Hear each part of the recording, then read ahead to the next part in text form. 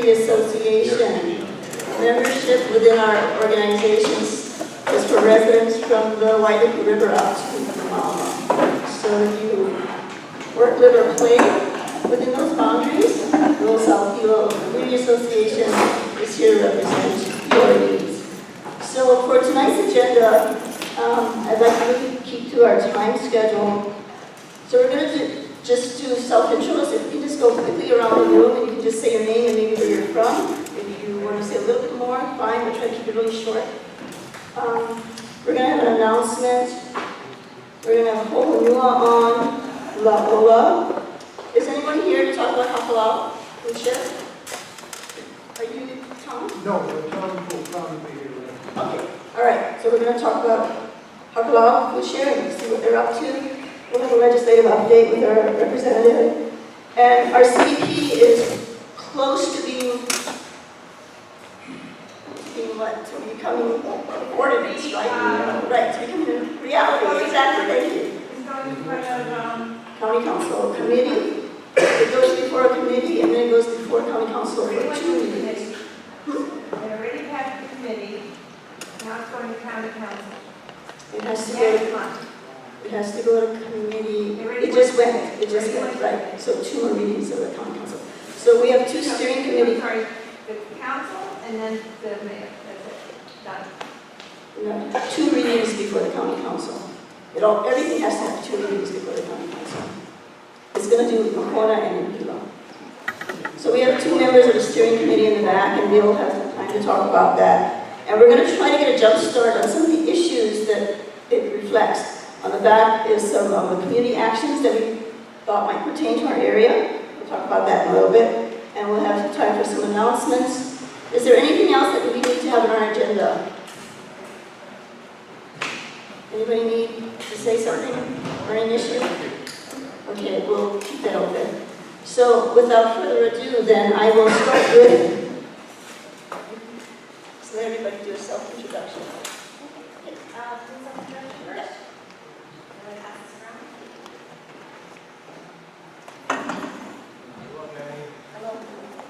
Hello everyone, my name is Hilo.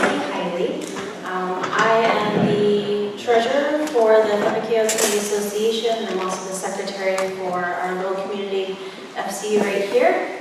And I live in Pepakeo right up the hill.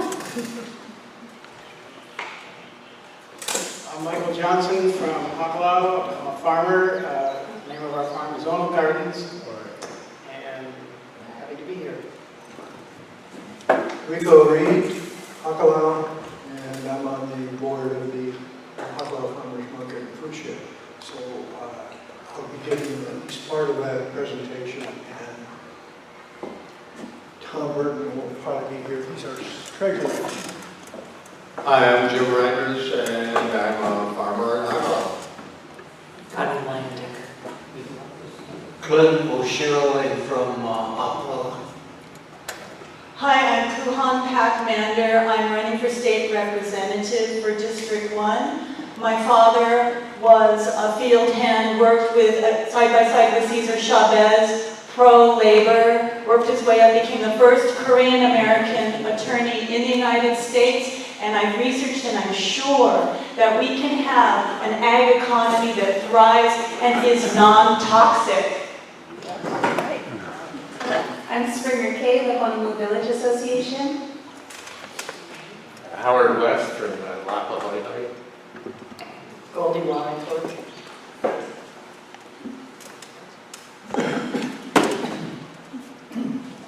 I'm Jerry Manor. I'm the Manor of Kuhan Pak Manor.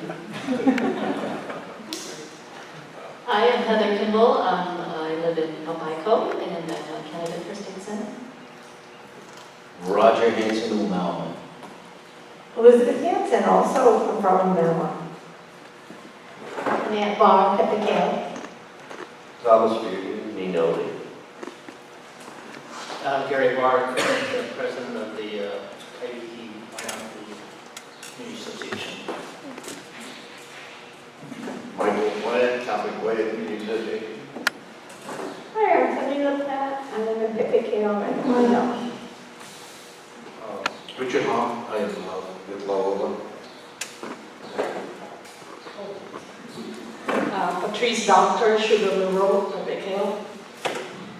Saturnino Doctor, just a farmer down here. Hi, Steve Shropshire from Honoré.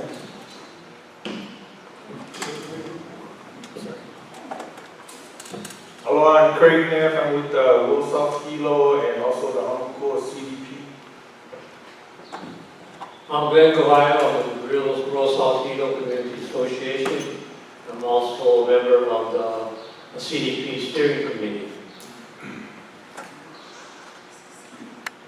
Hello, I'm Mark Nakashima. I'm State Representative District 1.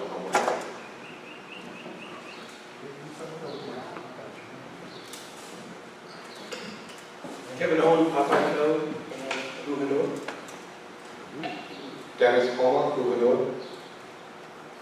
John Miata, Hulu. Tyrone Gorey, Pepe KL, Wind River Herbal Company. Lenny O'Flanagan, Pepe KL. Warren Lee.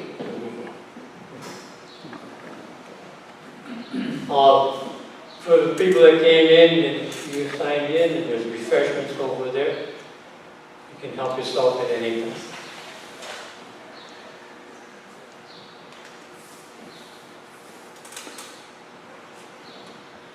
Real quick, we're going to go over the slate of officers for 2018 to 2020, and then we'll be taking any nominations.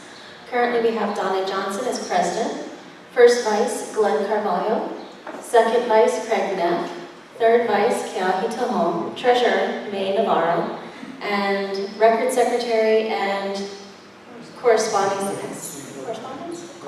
secretary are open.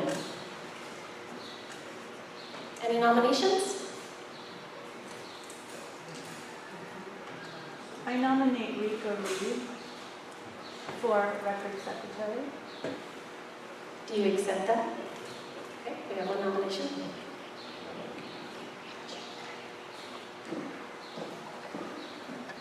For corresponding secretary or recording secretary? Recording secretary.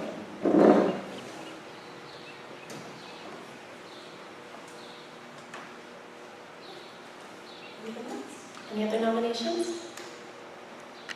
It's a 2-year term, but I've been doing this since 1992, so that's just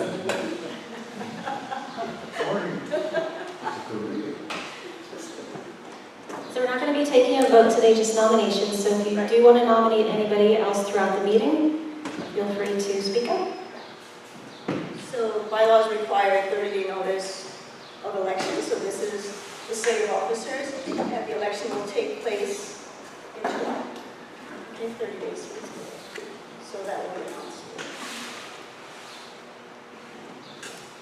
So we're going to get Vicki to come back up, and she has a... Oh, okay. Can I nominate Vicky for correspondence secretary? I won't be able to accept it this time. Oh, Thank you.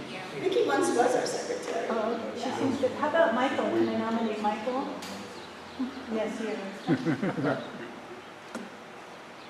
Do you accept? Accept? Yeah, you like write some press releases? Social media? Recording secretary would be recording. Corresponding secretary would be just what it says, correspondence, no email.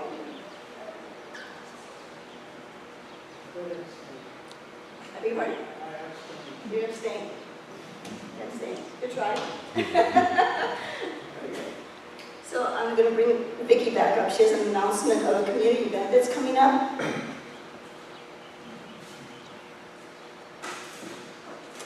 Peppercale Community Association is going to be putting on the first inaugural Sugarcane Festival. This is going to be happening next month on July 15th, 10 a.m. to 3 p.m. here at Kula'imano Center.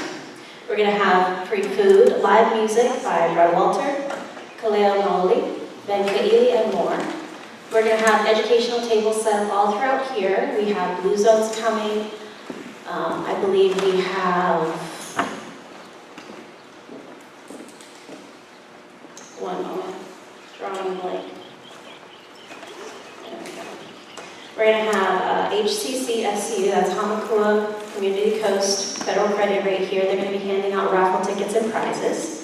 We're We'll also have Big Island Invasive Species Committee, Council, sorry. And Keahi Tahone is going to be doing a sugarcane presentation. He'll be giving freshly squeezed sugarcane. And we will also have activities for the keiki, an inflatable water slide outside, and some other ideas are welcome if you have any that you'd like to contribute. If you have any questions, you can reach me at, my personal email is vhiley35@gmail.com. Thank you.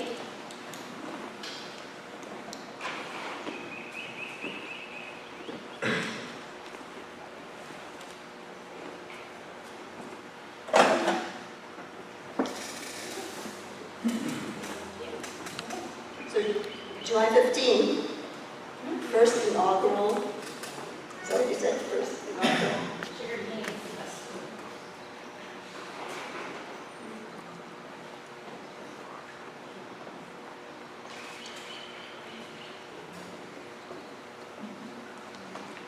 Right here.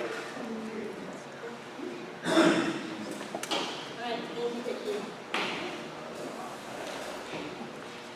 Vicki, is there something that you really need help with for this?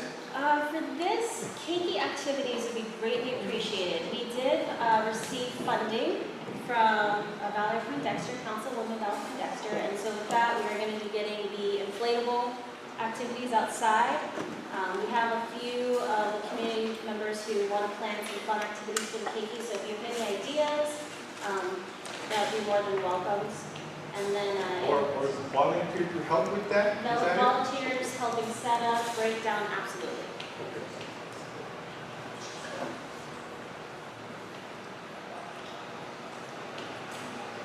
And then, of course, please share with everybody.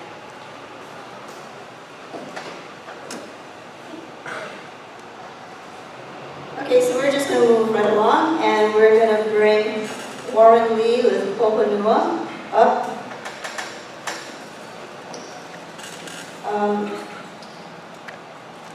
We're going to try to have a really good conversation. We're going to be present to the presenter, and questions and answers we'll take after. Okay, so let him do his presentation, and we'll take the questions and answers after. Okay, sorry.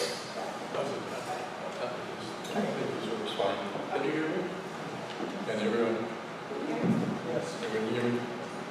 Thank you for having me, and I'll just to give an update on the Pepperkill project, Puhunua, also known as Hilo. It is a 21.5 megawatt power plant that's been built to be utilized biomass or wood chips in the plant for the combustion purposes. Status, we are in the process of hiring staff to man the plant. Presently, we have about 15 out of 30 employees that we need for shift for plant operations. The goal is the plan is to be operational by December 31st, 2018. Some key milestones that we have, probably put what we call first fire into the boiler, to test the boiler out to make sure that it stretches properly, expands with heat, and to start up the systems, whether it be a fuel system, a subsystem, conveyor system, the chipping system, the feed water system, the condensate system.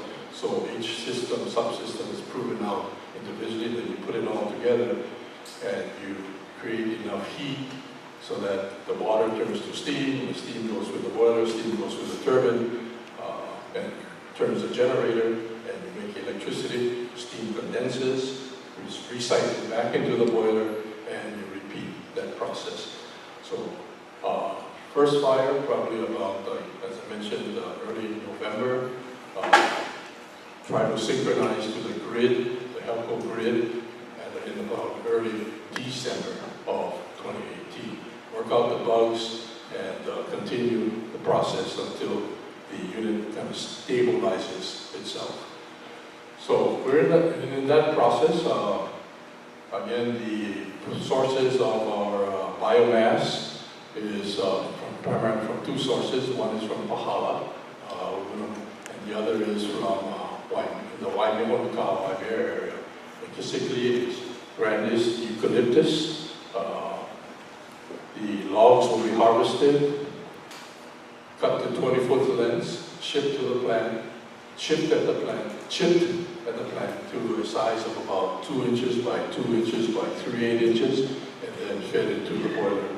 After the plan is, after the trees are cut, there will be replanting with again eucalyptus.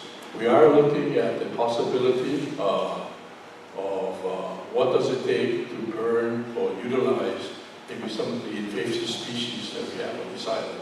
And primarily I'm talking about the alopecia and the gunpowder trees and maybe the ironwood that some people see that seems to be getting in the way of people. We need to evaluate whether that is a good alternative fuel source for us, because we are limited on what we can do. There's a lot of permits that we need to be in compliance with. One of the many permits that we have is what we call the air permit, or the covered source permit. It limits us despite all the cleanup equipment that we have, electric precipitators, scrubbers, bag houses. There is a limit to what we can emit from the standpoint of nitrogen oxides, carbon dioxide, sulfur dioxide, and despite that, there are limits, there are permits, but despite the fact that yes, we are green, we are a renewable source, we are producing less greenhouse gases than a fossil fuel generator. In fact, the plan is when this unit comes online, it was supposed to displace or take off the Elko Puna steam plant that uses fossil fuel. So this is the replacement to the Puna plant, and then you can see where the greenhouse gases really get reduced significantly with the Ola plant. So going through the process, going through the permits, our plan is to be online by December 31st. In the event that there's 20 more minutes. The water sources that we'll be using, primarily brackish water. The brackish water, basically what it does is it goes through under the steam turbine.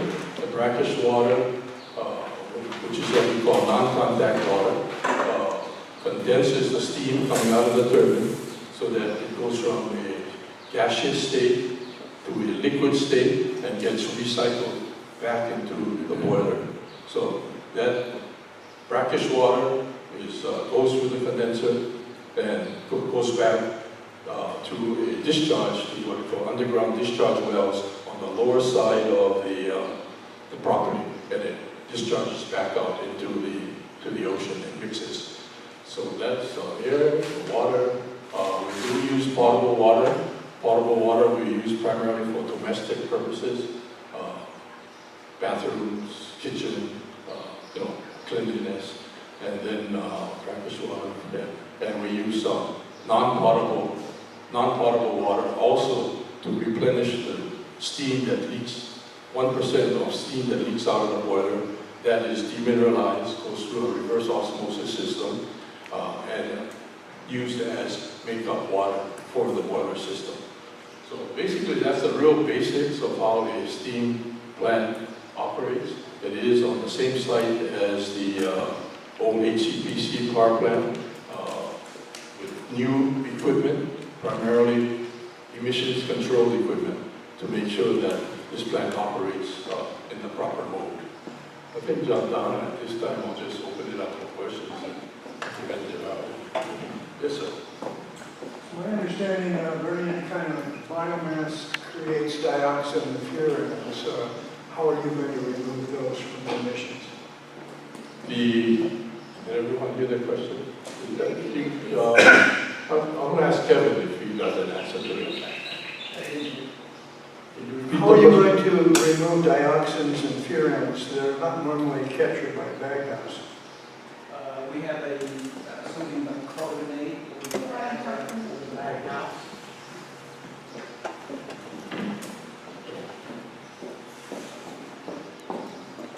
Like Kevin said, there's a sodium bicarbonate treatment that takes care of And they're really at trace levels, the dioxazole plus the chlorine will be removed by the sodium bicarbonate, which is added right before the bag house.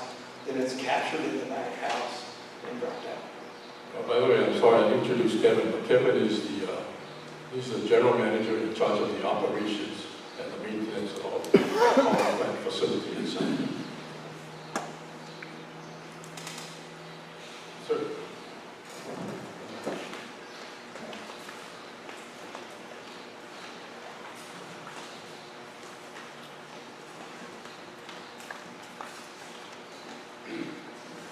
Our forefathers on the coast here had many hydroelectric plants. There was 3 hydroelectric plants in Whitefield Valley alone. And have you compared the biomass to the hydro way of turning a turbine? Have we considered the hydro plant versus a biomass plant to turn a turbine? You know, I think I didn't do it when I was with Ho'onoa. I joined Ho'onoa in December of 2017. But let me give you my take on the differences between a hydro plant and a biomass plant. Basically, a biomass plant, well, let me start with the hydro plant. There are 2 hydro plants, hydroelectric plants on this island right now. Both are on the Wailuku River. Both of these units belong to the Hawaii Electric Light Company. One of those units is over 100 years old. So what happens is that the hydroelectric plant is called what we call a run-of-the-river plant, is that the water in the river, which means the river is not dammed.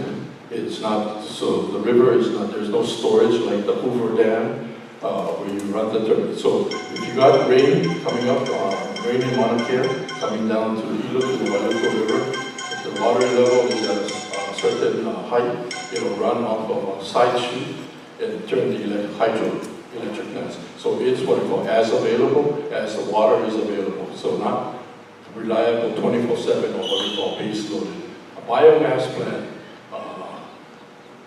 similar to a fossil fuel plant, is generally considered a 24/7 operation where the demand for electricity can be met on an instant, within seconds. So 2 different types of technologies, that if a hydroelectric plant with a storage or dam was available on this island, that would be comparable. The way it is right now is that there are several, I know of at least in the last 20 years, there has been an attempt to build more hydroelectric plants. One was on the Honolulu River, and that did not pass environmental muster because of the impact on the shoreline of the surf. I'm sorry, there's one more hydroelectric plant on this island. That is an independent power producer. That's called Wailuku River Hydro, and that was installed probably back in the late 1990s. And that is also a run-of-the-river hydroelectric plant. Ms. Philly, here, what are your thoughts about the recent passage of the resolutions, 2 passages, once at the county convention and once at the state convention of the Democratic Party, denouncing Kula'imano and urging the state of Hawaii and the county of Hawaii and all elected officials to withdraw support for Ho'onoa because of detrimental environmental impacts. What is your thoughts on that? My thoughts on that, I did see the flyer floating around. I think some of the assertions or the allegations made relative to toxicity are overstated. We have data, our permits, our systems are all the type of additives or chemicals we're using is in very small amounts.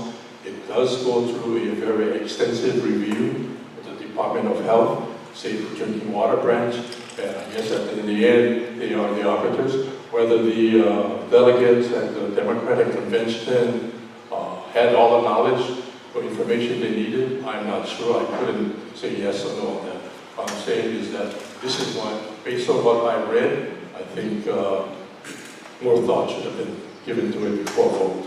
And what, can you please describe the environmental review process that Puhonua underwent to get all of its permits? Where was the EIS or the EA? How was that, there hasn't been one done for it since 1982, and that was for a facility to create ethanol, an entirely different function, and such a long time ago.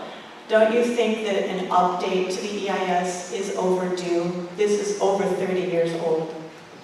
Again, going back to who made the call. The call was made by the planning department, County Floyd. But our position, this is before it came on, was understanding that this is an industrial zone site. There was a power plant there, which was a sugar refinery. It burned the gas. Then it was converted to a coal burning plant. So the environmental impact study for that particular parcel was completed, and it still stands. We've got Dennis over here. He's one of the consultants for who will introduce himself. I don't know if you want to add anything, Dennis. Is that okay? Well, you want to talk to him later? So, we're waiting for the microphone. Okay, so under HEPA, there are certain triggers for the environmental. You said HEPA. What is HEPA? HEPA, the Hawaii Environmental Protection Act. So under HRS 343, there are certain triggers that are there to require whether an EA or an EIS would be required. And when this project first started in 2009, a technical review board was actually convened by the state. At the time, it was thought that if the proposing agency would be the State Department of Health. And so a technical review board was created, and every aspect of the project was reviewed, and it was determined that an EA was not required. And there is no trigger that requires this action to conduct an environmental assessment or an environmental impact statement.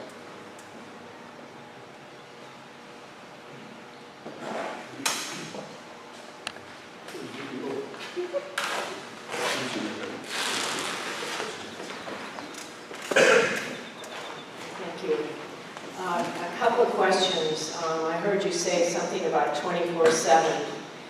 And a question comes to mind, how many acres of eucalyptus are there to harvest?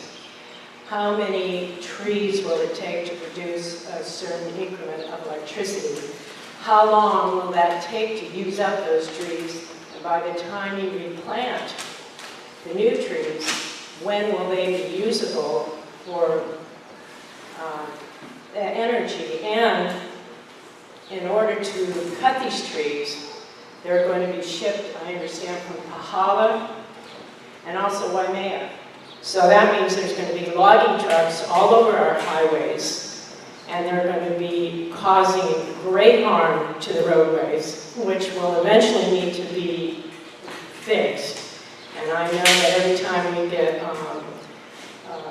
work on the highways, there's huge backups, everybody has to wait. And I'm just wondering if it's 24/7, are we going to be hearing logging trucks going day in, day out?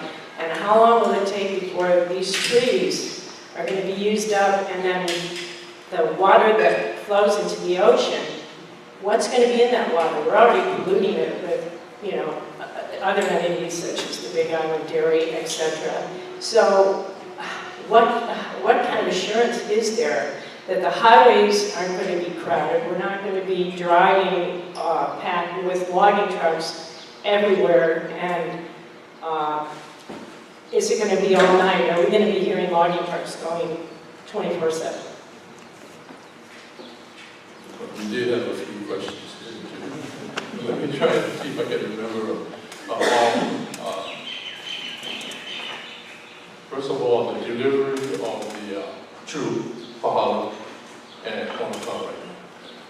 If you look at the state data book, there are in forest, what we call managed forests, it's about 33,000 acres that have been documented, and there could be probably more.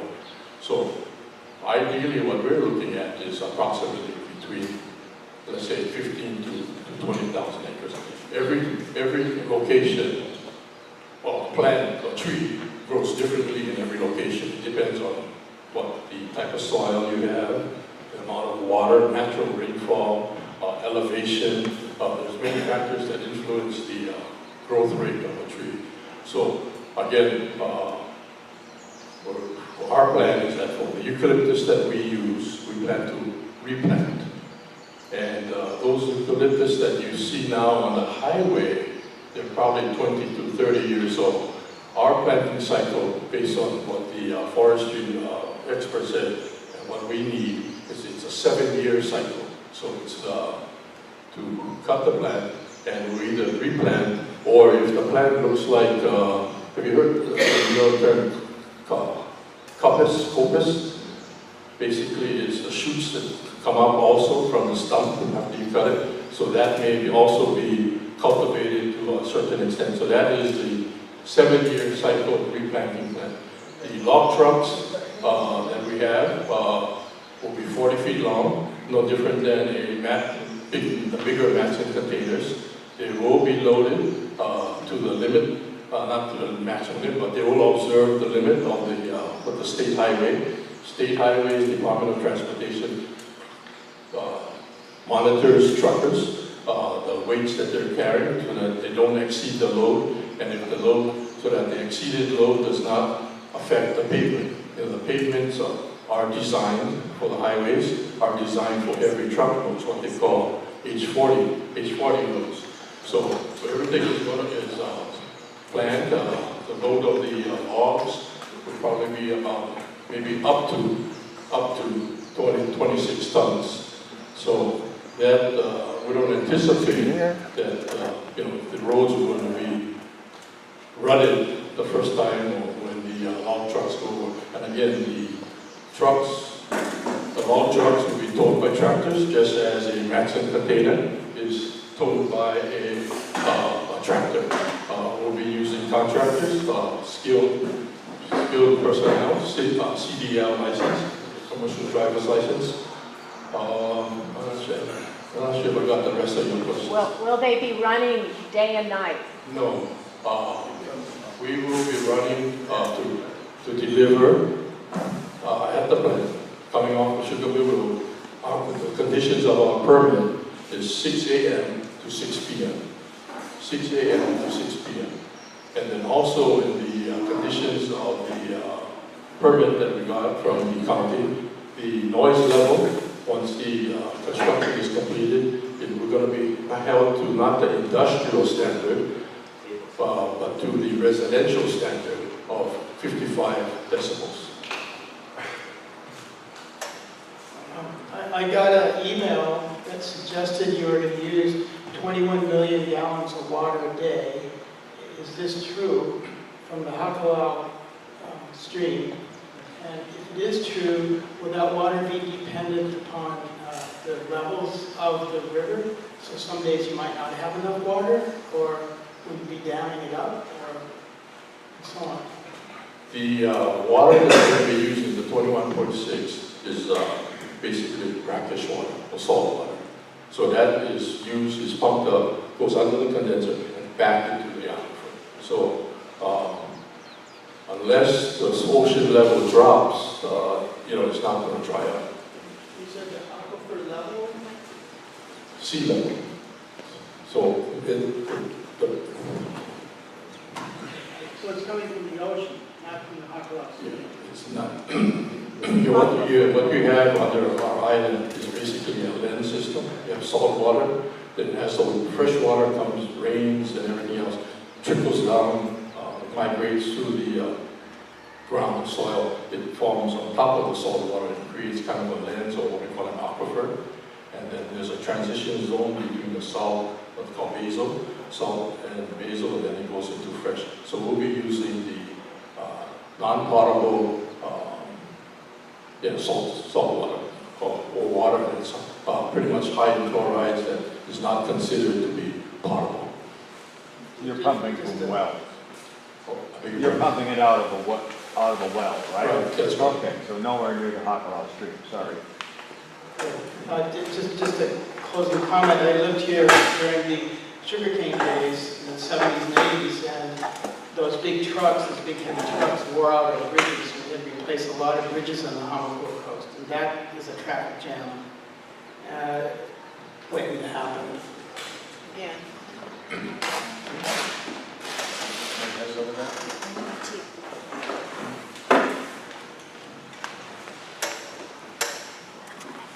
So the brackish does interface with the potable water, right?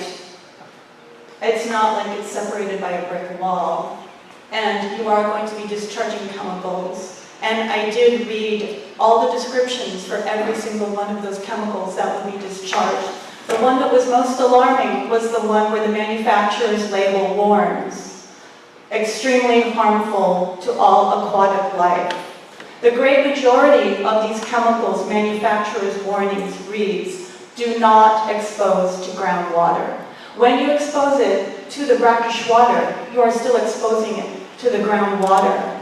And Mr. Lee, we have to think about future generations. We are in a time of systems breakdown of our planetary environment now. So I ask you to think about 7 generations from now as we watch, so many climate crises now. There are so many other alternatives for electricity. You know that. You worked at Calco. We do not have to burn. You know that wood burning creates more greenhouse gas emissions than coal. We don't need to burn. And also the Yale School of Forestry in December 2017 came out with a study that shows that it takes 20 to 40 to 100 years for these trees to sequester the carbon that they create when we are clear-cutting 5 acres of our trees that are sequestering per day. We cannot grow them back fast enough to sequester the same amount, and we already have so much pollution in our boggy air. Think about it. You cannot call it renewable and make it suddenly be truly renewable. Can I interject? Some of these comments are an earlier conversation that the community already had, and the decision makers already made the decision. They have a contract with Halco, 30 years?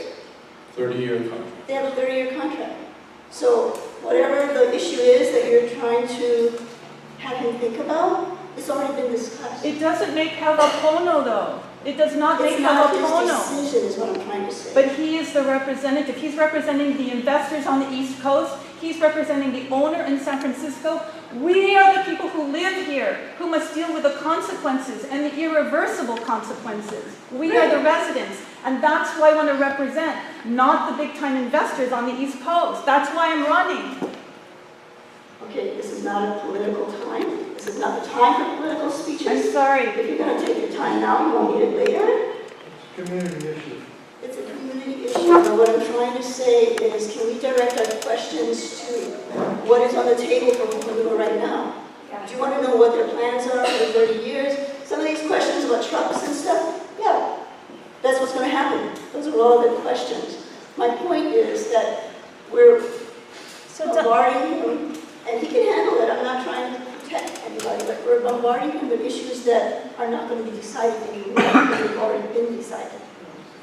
So there's no decision. You can read the side, please. What are you talking about? This is a democracy.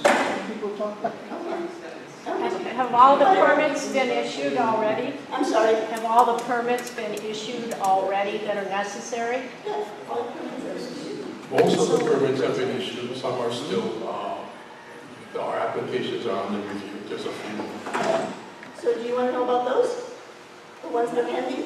Yes. Okay, let's talk about the ones that are pending. I'm not trying to divert the conversation in one way or another, but I just want to be productive. So let's talk about what's pending that might have influence, right? So one of the pending applications under review is the well permit, the supply well to pump up the brackish water. That is under review by the Department of Land and Natural Resources under the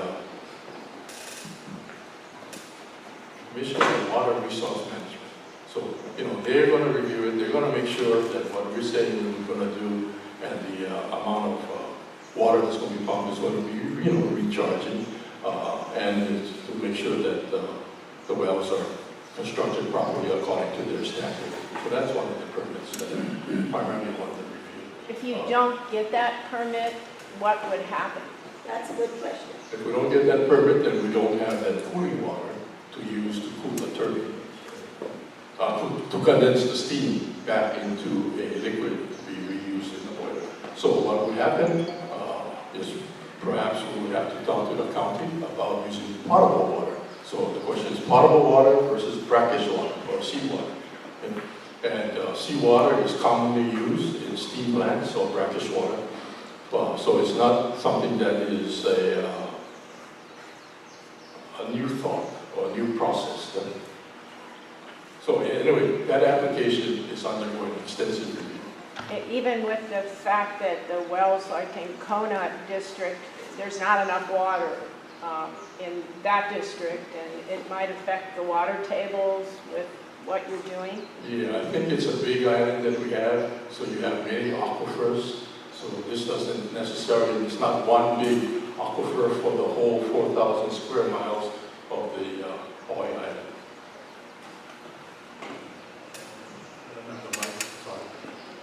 Just a quick one, why not a cooling tower? Why not a cooling tower? A cooling tower could work. It is something that if we needed a cooling tower, we would have put in a cooling tower. But with the type of systems that we have, we said that we would use a well system, brackish water well system, and a UIC within the parameters of the permit. A cooling tower, probably, maybe if the plant at some point would say, if someone comes to us and says, can you produce more power? And we're going to say, well, if that is going to increase the temperature in the discharge, we may have to put in a cooling tower. So the engineering would have to be done. So I've put in cooling towers before in Hilo as a cooling tower system at the Kula'imano power plant, for example, where you try to bring the temperature down by cooling it, using more electricity, and you're forcing the air against the warm water in the coils to get it down to temperature. So that is an engineering solution if needed. But anytime you do anything more mechanical, you put in something more mechanical, it gets more complex. Trying to keep this as simple as possible. What other applications? I'm sorry, the person in the back but he's waiting his turn patiently. I want to get back to roads. What kind of tonnage are you going to do when you're under full frost? How many tons of wood are you going to burn up a day? So we can calculate that in by subtracting by 26 tons per truck to know how many trucks are actually going to use our roads. I think the figure what we had would be 30 miles for 30, 32, 33 trucks per day round trip. Okay, thank you.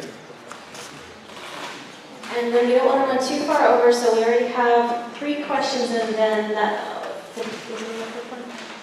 No. Oh, okay.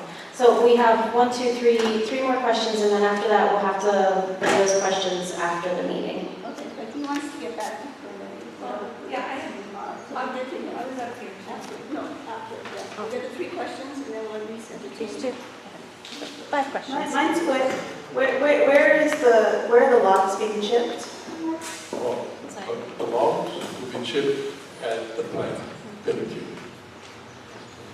24/7. Not necessarily 24/7. I said the plant will operate 24/7. I'm talking about the power plant. So everybody knows, this whole thing went through the Pepe KO Association about a couple weeks ago. All these same questions were asked. One thing that kind of arose is they have stated that they are going to pump 23 million gallons out of the ground. I'm currently on property in Pepe KO and I'm applying to sink a well, and I see already a ton of resistance. Okay, I'm from California, and I know that when they start pulling that much water out of the ground, it's sucking everybody's water down. I currently have springs that well up on Monongahela Creek, which is the closest creek to them. I would like to initiate a program with NOAA Fisheries to see what they are doing with drawing down that groundwater, first of all. Second of all, with that, The biggest thing that came up at the last meeting because of the Biga-Ua tournament was shoreline access. Okay, so the best shoreline access looks like it's going to come down there to Pepacao Point. Well, I fish there and I see hundreds of locals fishing there. Okay, the chemicals that this woman brought up, they aren't saying how it's going to get into the ocean. We need to have NOAA put a monitor right off Pepacao Point right now. So there's that monitor that needs to go in, the groundwater monitoring needs to go in, and then what we also need is a particulate monitor, which they just talked about they're going to be offering for the volcano. We want the particulate monitor to be over here for health for the particulate that they've already approved with no environmental impact report. So all these came up. Now about the roads, 40 tons is what the capacity of the Department of Transportation stated at the last meeting, because that representative was here. He says he's going to roll 26 tons. Everybody cried out that the thing in Pepacao was, in Paipaiko and Pepacao is extreme traffic emergencies with a whole workforce loading up and down. You guys come up and down this coast, you get to Pepacao, and there's a jam of people loading in there, traffic jam. That was the biggest fear. You add these trucks, no matter how many he's saying, okay? These are people who are going to be driving faster and creating issues, okay? And they put that pressure on our bridge.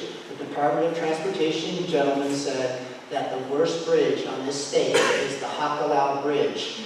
Worse threat than the volcanoes cutting off that whole side of the island is that bridge going down and this whole community being cut off. All you farmers are done.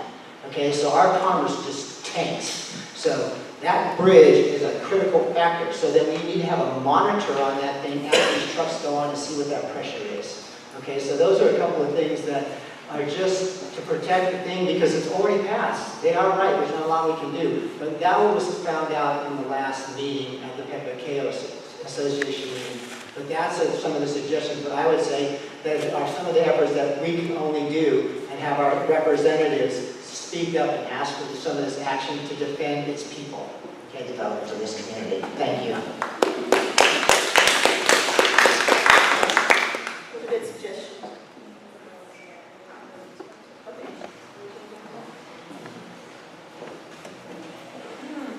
Can you finish the question was asking what the pending applications are? You only did one. Yeah. That was one. I think there's one on the ash. Is that right, Dennis? We don't chime in?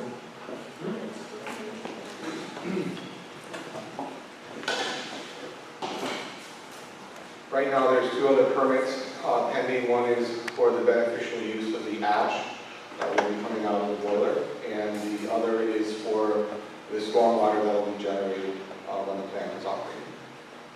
That's what the clean water. I have a question about this. Is very critical. I'm sorry, can you repeat that third one? Just to the beneficial use for the ash Yeah. and the stormwater for the facility. Okay. So my question is about the permit, because I have a email from our current Senator Lorraine Inouye, because I responded to her saying, well, I heard about this issue about the water. And Lorraine Inouye said that she wrote to the Department of Health and said that their safe drinking water branch is in the process of reviewing their underground injection application. And that there were comments that were made that had to be sent to a safe drinking water branch, and they were supposed to get back to everybody. So can you comment on that? On the Safe drinking water branch. What permit is that? For the underground injection. Underground injection. Oh, okay. So the status of that is that the application went into the Department of Health through the Safe Drinking Water branch. The application was reviewed. There were a lot of questions that came from the public. I guess they addressed it. I guess obviously to themselves if you haven't heard anything. But we did get the authority to construct those underground injection wells late last week. So that has now passed, the injection application has passed? There's two parts to the, yes, that we have the authority to construct. those injection, the 3 injection wells. And when was that passed, or is there something that, Last week, late last week.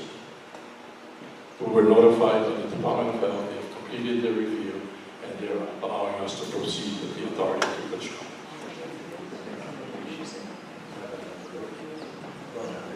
Well then, if they're passed to construct, how about to operate?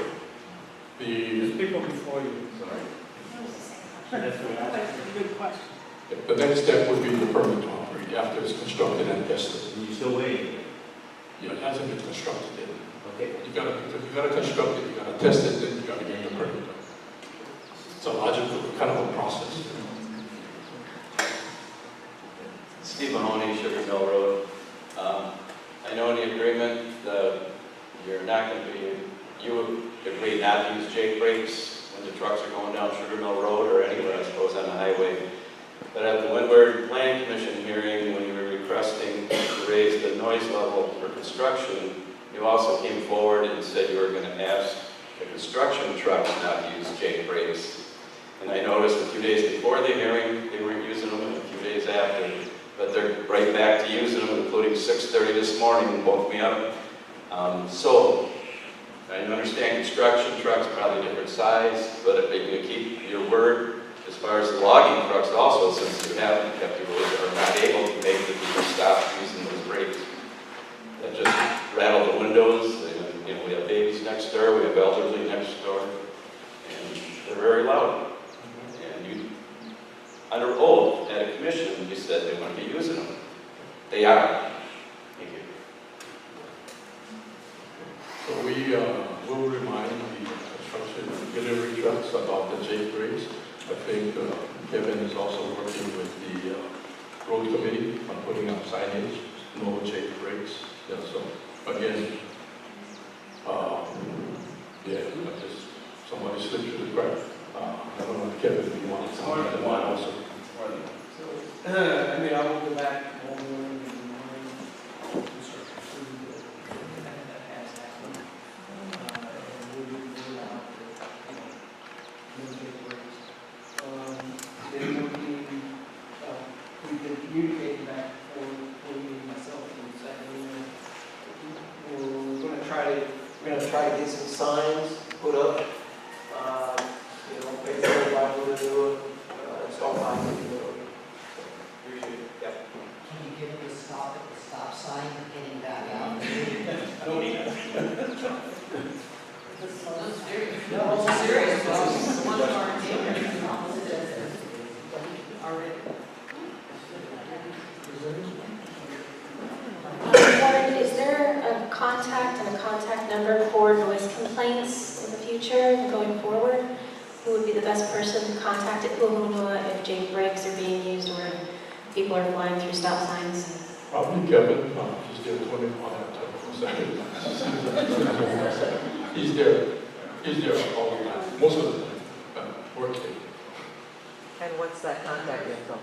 And what's the contact number? 964-1101. And who is this at? That's the office, the main office number. So nobody'd be there when it's happening at 6:30 in the morning. Read the message. And how about an email? Email? Is there an email? Give me a call at 6:30 in the morning when everybody's getting woken up. I think you should have an email. Email? Wherever you get the contact? Yeah, KOWEN@kula'imano.com. I think you folks deserve to be woken up when other people are. Okay. Personal phone numbers. And what are the penalties when this happens? Nothing. We put a freaking sign. Have we exhausted our questions? All right, we'll move on. Sorry, Richard, to put it down. The other permit. I think we covered it. It talks about the 2 permits. 2 that are pending and the construction of the well and a beneficial use of ash. Those are the 2 that are covered. Okay.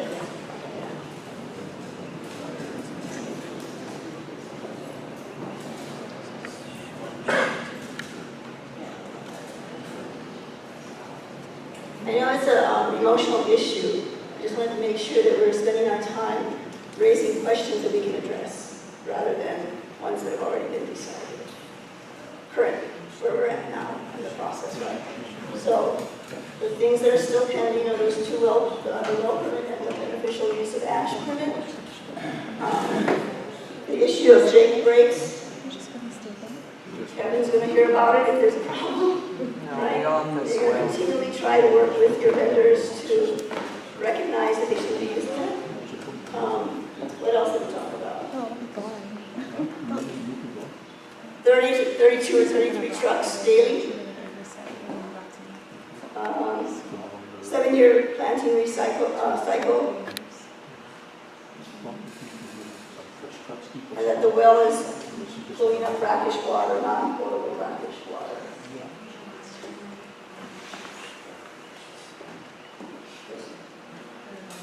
Yeah, so there was a suggestion to try to engage NOAA monitoring at the stream and for the bridge structure. And particulates.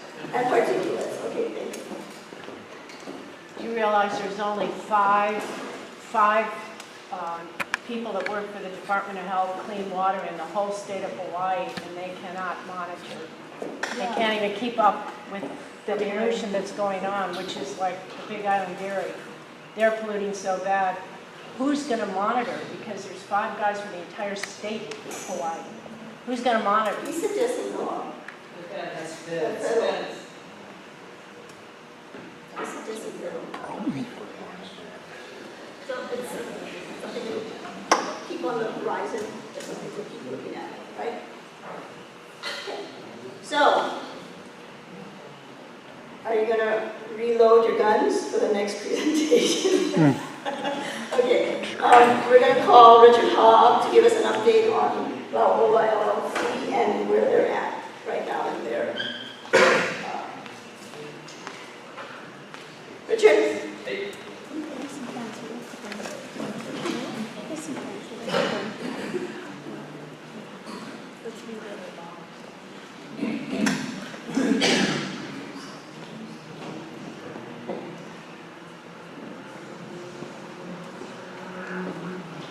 How's it, everybody?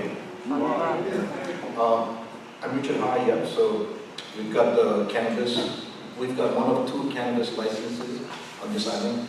So I'm going to go pretty fast and then leave it open for questions, yeah.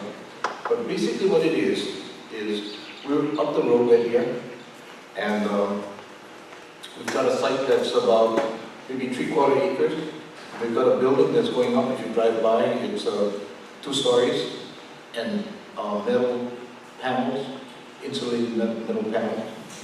And there's a big investment in it, and the reason for it is because the Department of Health has real strict lab testing standards. It's one of the strictest in the nation. And as a matter of fact, you know, in California, they're going to have to abide by these kinds of standards July 1st. So that in a few weeks, you're going to see all kinds of stuff happening over there. Because there's so many people in not like here, yeah. We're just starting up, there's rules, and then, so we spent all that investment to pass the lab testing standards. And the lab testing standards we're concerned about is pesticides, heavy metals, molds and mildews. And instead of using pesticides, what we're doing is excluding the insects and pests and stuff like that. And then controlling it with temperature, lights, and humidity. So I come at this, you know, with a farming background, 40 years farming. So I'll put it to you folks like this. We grew hydroponic tomatoes for the last 10, 12 years, yeah. Tomatoes is really hard to grow. Everybody knows, right? You try to grow them in your backyard. It's not that easy. But on the mainland, it's not so bad, you know, depending on where you are. Because I have plenty of friends who go up there, you know, in the summer like that. Holy smokes, they got all kinds of varieties. The whole backyard is full, all perfect. But our deal is we are growing in the humid subtropic. And, you know, like I wanted to go up there and learn how to do organics. And so I went up to this farm and asked them, how you folks do it? And he said that, well, what we do is we grow it indoor, get it up so tall, and when the weather breaks, we take it outside. And then we raise the insect all the way through as far as we can go. And what he said was, at the start, there's no problem because of winter. And then as you get further into the season, you get more and more bugs. So I wanted to catch the plane and said, oh man, we don't have winter. So it's just a fact of where we live. So we spent the effort, and it took us a long time. The two of us on this island are slow. But it's not because we wanted to be slow, because, I mean, it costs money. You got people on staff and stuff. But we decided that we wanted to make sure we did it right. And so, why it's important is we're focused on the medical aspect of cannabis. And the medical aspect has to do with the patients. And the patients that really need high levels of THC, CBD, whatever it may be that they need, they're real sensitive because they have compromised immune systems. And one of the things, that people don't think of a lot is, when you smoke marijuana, the combustion temperature turns the product into, the combustion temperature turns the pesticide residue into a byproduct that people don't really realize what's going on. And here's one example. Microbutanol, which is called Hilo 20 for other crops. When you heat it up and smoke it, what happens to it is it turns into hydrogen cyanide. And for the average person, it's not a problem. But for somebody with a compromised immune system, it is a serious problem. So that's where we're focused at. We don't want to use any pesticides, we don't use heavy metals, stuff like that. And for that reason.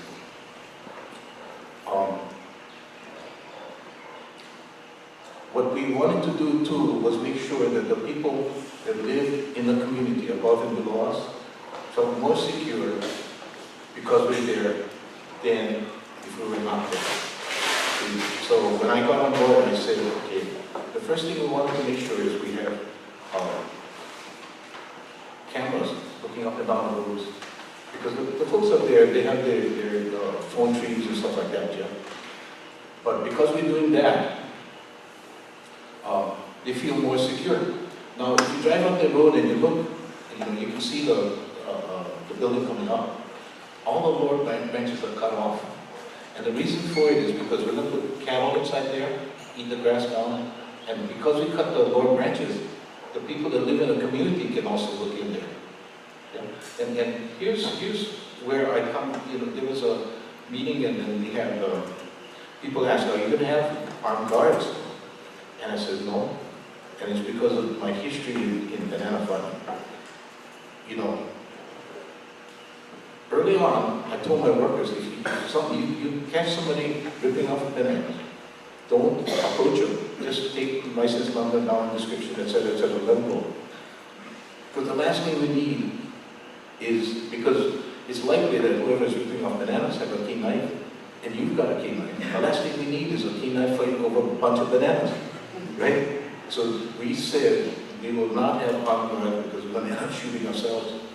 Yeah, so that's just how we take it. Trucks, steal all this stuff, take them. But of course, we're going to have cameras and all that kind of stuff.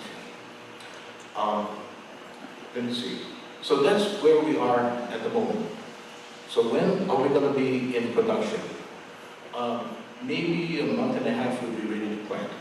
And from then, it will take maybe 19 more days to get product to sell in the dispensary.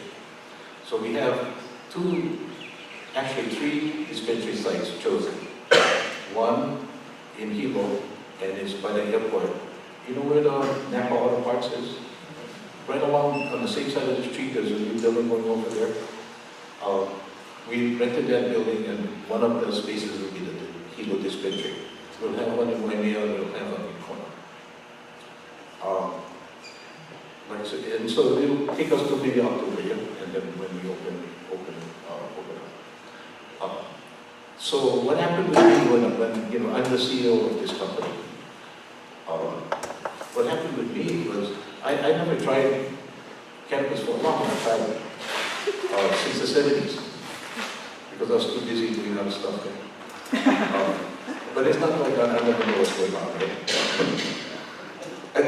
You know what I'll tell you guys a story first.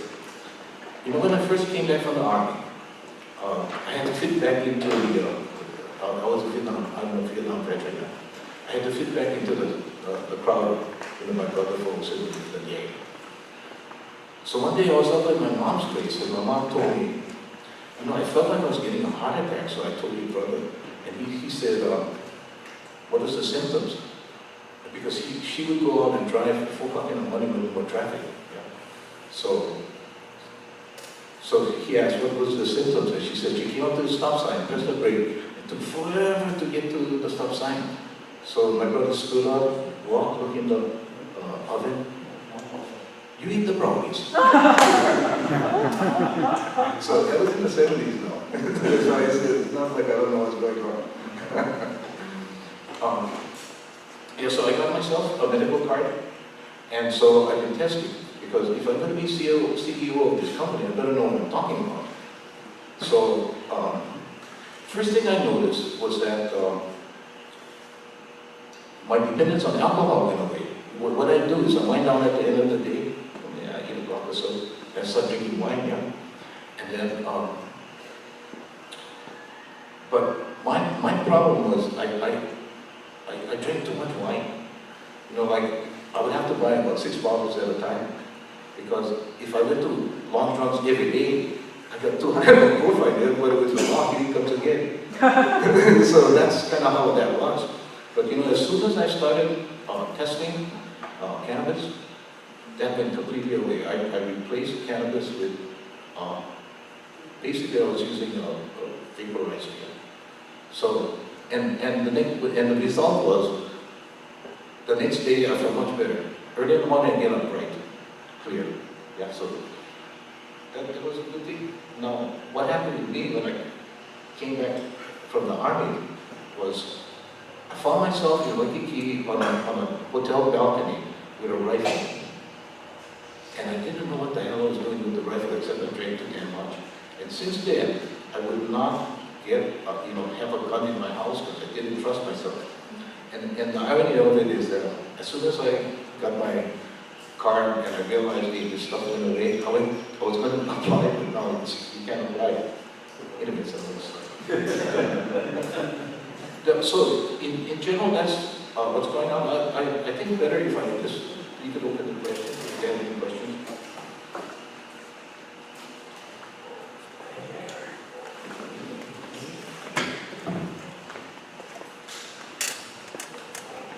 Hi, I was just wondering when those cameras for the neighborhood might be up and operable. Well, in the process of now,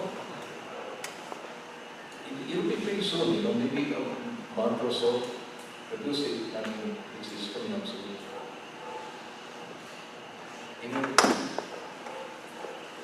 Yeah, and one thing I say, the biggest, I feel confident in talking for the whole white-haired people, okay? Because we're the ones that have all the aches and pains, right? And this is the real growing segment of the population. So, anyway, that was good.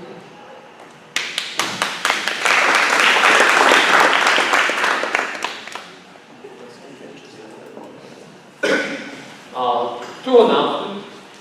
It's been a long meeting so far, and we've got a long ways to go yet. The restrooms, if you haven't been in this building before, the restrooms are out this door and right down the hall. And another announcement we have is we're taking donations for the displaced Puna residents. And there's a bottle on the table there. And you can put a donation in that bottle.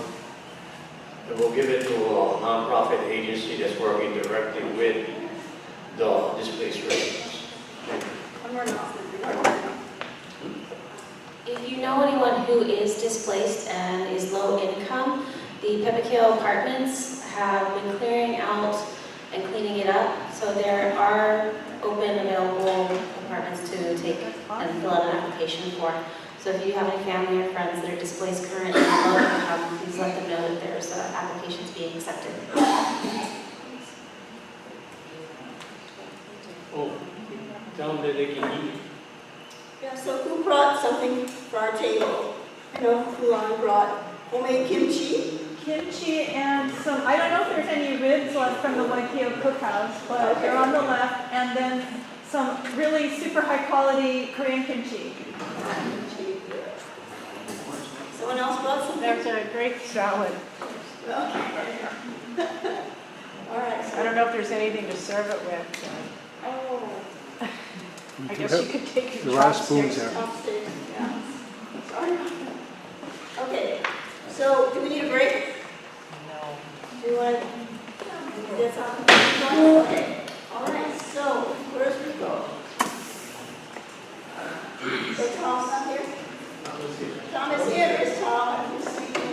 Okay, Tom and board members of Hilo Farmers Market and Food Share. And it has a pretty long history actually from before it became an official organization. We had a farmers market that was held on the roadside of Veterans Field in Wailea for 7 years before we found that the county was discouraging our presence by not allowing technical violations of health laws. So those people were gone as vendors, and there were still another dozen vendors, and we wanted to be able to have a secure knowledge as well as training from which to continue our operation there. So we talked to Bill Poindexter. She was absolutely delighted. She thought this park was made to be the heart of the community. There should be a park there. And with that encouragement, we went through discovering the steps that it would take to satisfy the county. One of them was a $1 million insurance policy. One was all our farmers, of course, all our vendors had to be certified that they were doing freshly prepared food or dairy products of eggs. And to this day, we still don't have those in our market. But the hardest part was, where are we going to do it within the park? We didn't like us being along the roadside because it kind of crowded the road right away. They didn't have a spot where they would tell us they wanted to have us. They wanted us to suggest spots. We ended up, Tom drew up maps of 3 different places around that park. 5? Okay, five different places, different potential plans. One by one, we went through them with the Parks Department. And often Charmaine would be okay with something, but maybe her foreman out in that district would not be, or one person or another within the bureaucracy would not approve of it. We finally gave up and went to private property, which was way out of the way, hurt our attendance a lot. And currently, we have a 1-year experiment going at World Botanical Adventures, which is a beautiful place, and we do catch more tourist traffic there, but the catch is, what we were doing this for, what we who were the organizers were doing this for, was to bring the community together. We wanted to see the community, we wanted to see the social activity, we wanted to see the 18 kids running around the field like there used to be every day at market. And we don't have that anymore to stand for. And the attendance, overall attendance counting actual tourists that do attend that is still less than what we have. So it's a struggle for us. Tom's the treasurer, and he can give you details about that. But what we did do about the corporation that we have, we had to decide what kind of corporation. So we say 501c3, because that's a basic non-profit corporation. But what we settled on is 501c6, because that's for association of businesses, something like the Chamber of Commerce does, and the Association of Commerce who want to defend their own service products. So I have the chart here in case anybody is crazy enough to want to try such a thing and pick our brains for ideas, and time to answer more questions about the treasury matters. Any questions? I have a question. So what would you say is still your biggest need then? What would you say is still your biggest need? We're back to negotiating with the county again. The county has a new director of parks, and Valerie Poindexter still thinks that's a good idea. We don't know whether or not it's going to be successful, and we're not rushing it. We have until November secured where we're presently located, but we hope before then to have a memorandum of understanding, Friends of the Park agreement, or something that will feel secure enough to be worth going through the trouble of renewing our insurance and all the other paperwork. So what do you not have now that would make a stronger Friends of the Park agreement as far as the county is concerned? It's hard to answer that because we don't know what location or what terms they're going to allow us to be there. What we need now, if we stay where we're at, is just more attendance because there's not enough attendance for the vendors to consider worthwhile. And we do have a band, so we have live music there every market day. It's from 3 o'clock to 5:30. So show of hands, how many of you knew about the move to, okay, so this is your support base right here. So,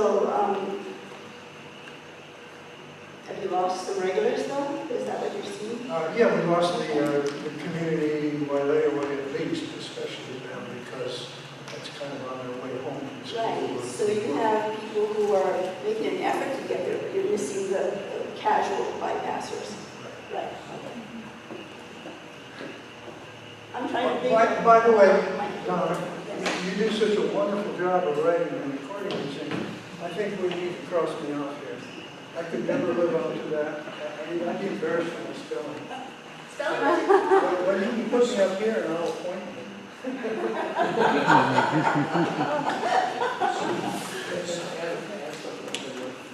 Yes.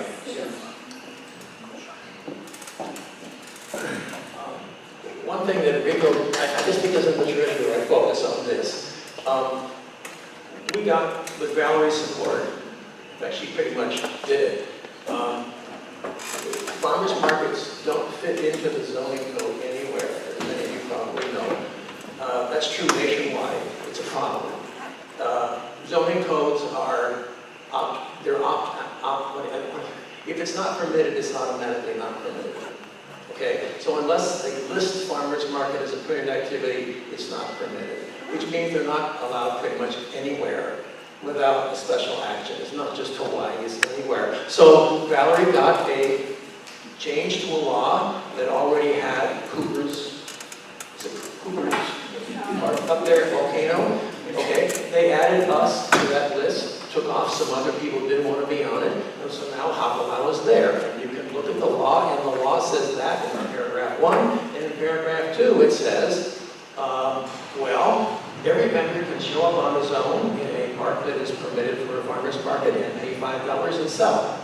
So what that second paragraph envisions is everybody goes by themselves and goes and submits on their own $5 every time they show up, and the county is inundated with individuals handing them $5, and they have to process all of this. And I can imagine that costing them about $10 a person and losing $5 a head per week doing this, okay? So here's the deal they made with us before I bought last year.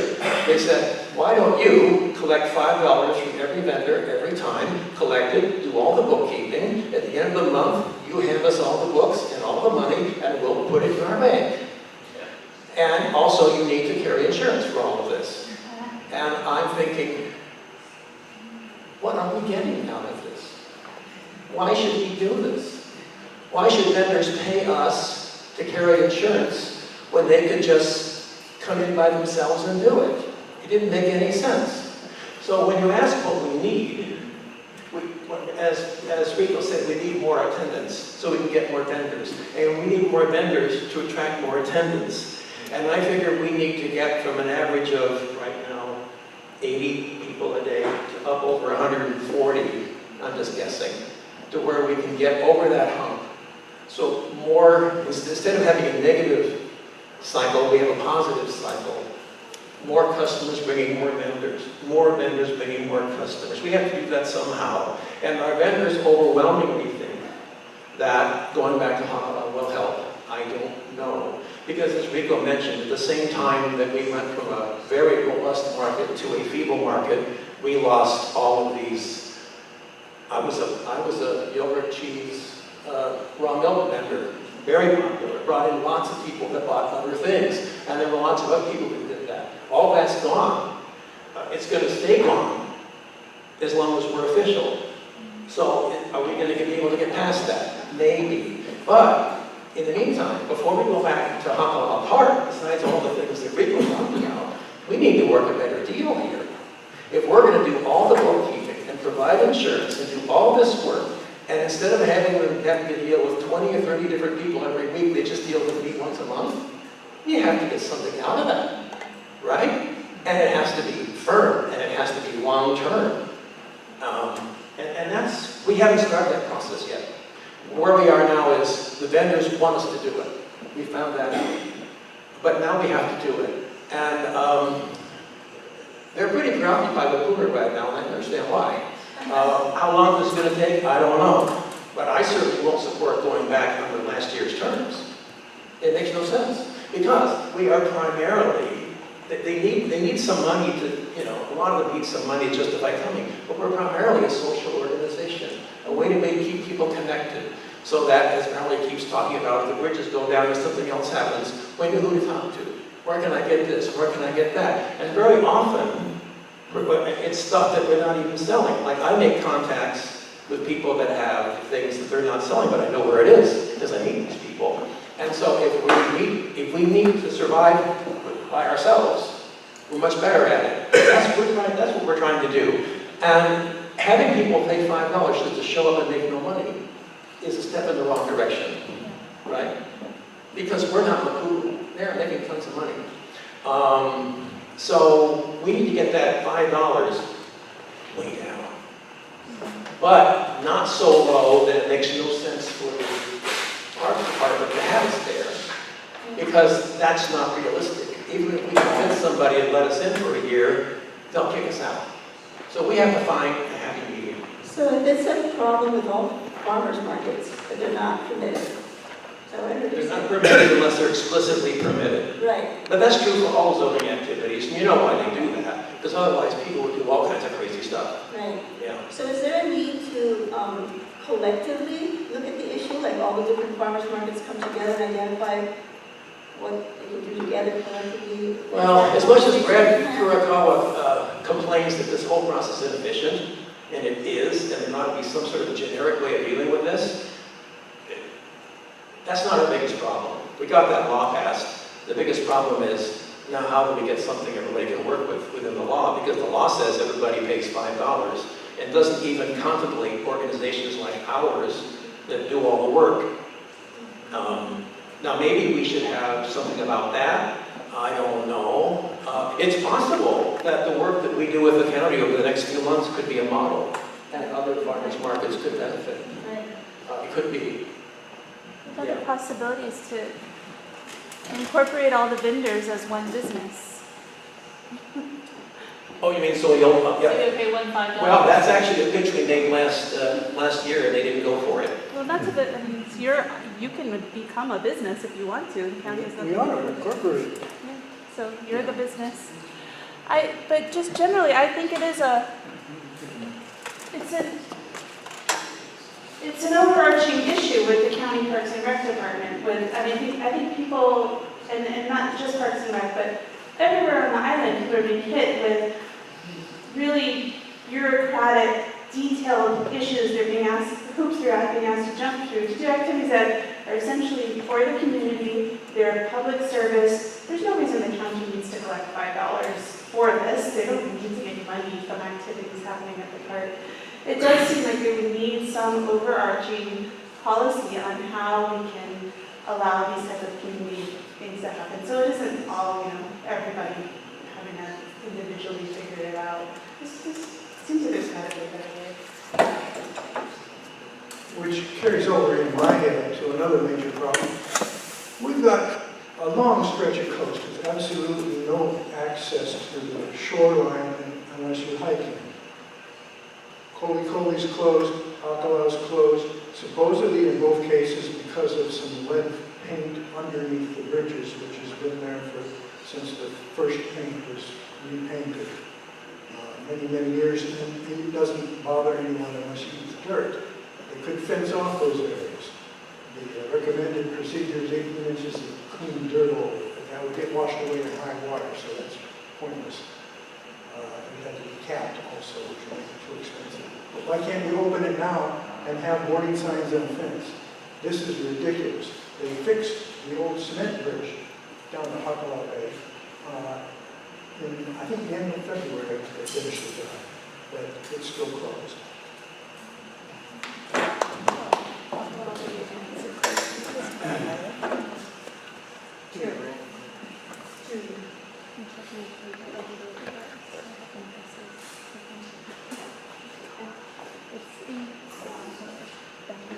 Done? Okay. But if you think an ongoing conversation is needed, I'm happy to discuss it. All together. You guys are the experts in my eyes. We know how to go on the ground. We've done the fun with it. Well, good. You know where to get your resources. Good for you. So we're going to continue now with the legislative update from Representative Yamashima. I'm sorry. Did I miss you? I have a couple.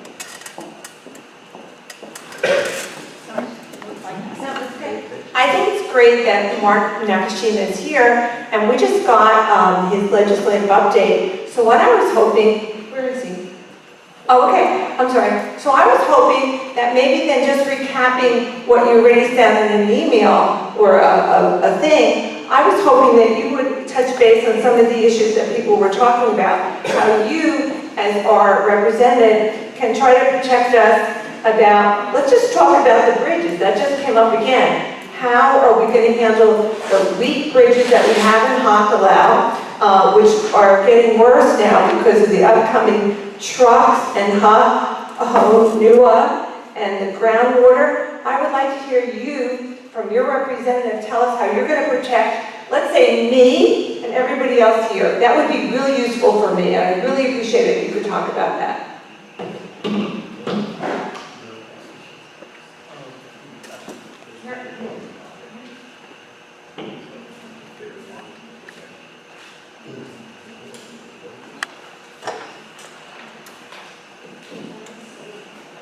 Hey, good afternoon, good evening. This past legislative session, I thought went very well, and I think there are a lot of achievements that the legislature was able to accomplish this year under the new leadership in the House. And I think that there were a number of different things that had been issues for quite a while that really kind of never got addressed. One of those is the homelessness and the availability of affordable housing. And this past year, we did pass the Ohana Zones bill, which really looks at kind of changing the availability for homeless people to have a housing solution. And a lot of people, when we talk about Ohana zones, you think of what's happening out at Kona Airport, where the county allows you to pitch tents and go in and just live there without having any anyone harassing you and telling you to move away.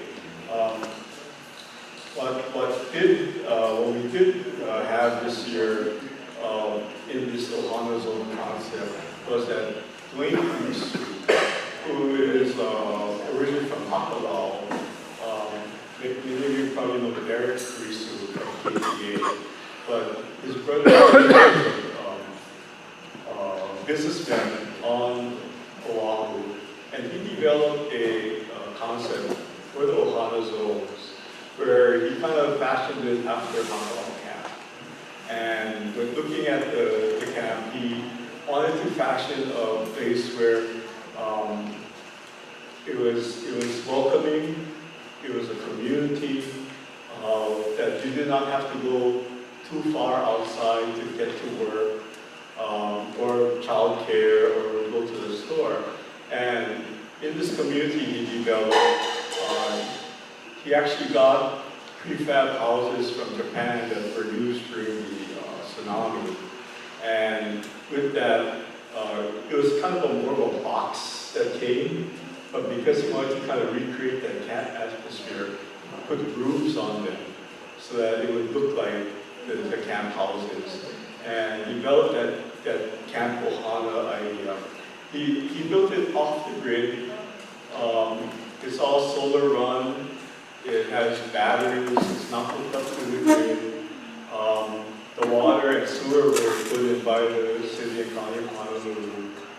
The rent for this place, 2-bedroom houses, $700 a month.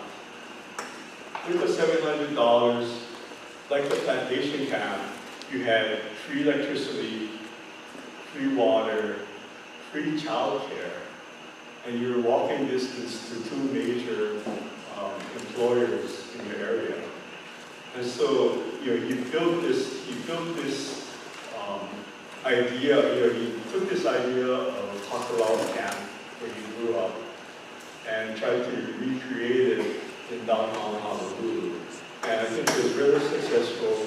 Taking that idea, the legislature took that and went and created 5 Ohana zones throughout the state. They've not been selected where yet, but we're looking at state lands to recreate these housing opportunities. And the nice thing about this one is, unlike public housing, a lot of times if you go into public housing, if you make a little bit more money, the state just jacks up the rent a little bit more. But the idea of this one is that it will be $700, it will always be $700. And so if you do make extra money, you can either spend that on your family, or you can go out and start saving it and perhaps buy yourself out of that situation into something else. Mark, what do you think about our community problems here? If I can finish my report, I'll answer questions after. All right. Now, in addition to that, the other thing that we looked at is the debt repayment bill, which did not pass last year under the old leadership. And this year we were able to move that forward. It was a major issue that a lot of people were concerned about. Just this afternoon, I spoke with the folks at Hospice Hawaii, talking about the palliative care and all of those things leading up to the end-of-life issues. I think that was also kind of a key thing that had not passed. We took it up a decade ago. It failed in the Senate. Last year, the House was not able to do it. This year, we were able to move that bill, which a vast majority of the people within the state indicated that that was something that they wanted to take care of, wanted us to do and take care of.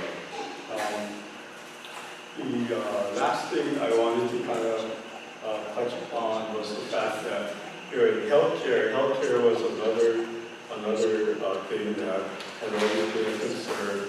Several years ago, we were able to get ongoing funding for the the medical home health family practice residency program. So every year we're graduating 3 new residents into doctors. Hopefully that, and the statistics show that wherever these doctors do their residency is kind of where they set up shop. Last year was the first graduating class. 2 of the 3 stayed on Hawaii Island. The third one is on Oahu. And every year we're graduating 3 more residents. The next graduation happens next week. And that's another project that we worked on that has been of concern to the community. Finally, on the healthcare issue, one of the things that has been a serious concern for a lot of folks is the fact that a lot of people are getting heart attacks on the island. And by the time they get to Oahu, they're in such a fragile state that a lot of times they don't survive that initial heart attack here on the island. They say that the magic time is 90 minutes before damage is done to your body. And this past year we were able to secure $1.5 million to create a cath lab at Hilo Medical Center that will allow us to begin the catheterization process here on the island, stabilize the person who may have had a heart attack so that they can then be transported safely without any further damage to their heart. And so, I think these kinds of things are really some of the key achievements that we had to the many others that I list in my newsletter. Now, in terms of the various issues that you brought up today, the bridges, we have 4 bridges that the legislature has already appropriated monies for repair along the highway. Kole, Hakalau. There's a bridge, Umauma, which is right before Napohoihoi. And as you leave Ocala, Kanagoi, Onakawa Way, there's a kind of a bridge that was recently replaced. And when I say recent, I'm thinking like about 15, 20 years ago. And then it's followed by a really narrow bridge that's kind of going uphill. So those 4 bridges have already received appropriations from the legislature. And what is holding up the actual construction of those bridges is the matching funds on the state side. And the legislature has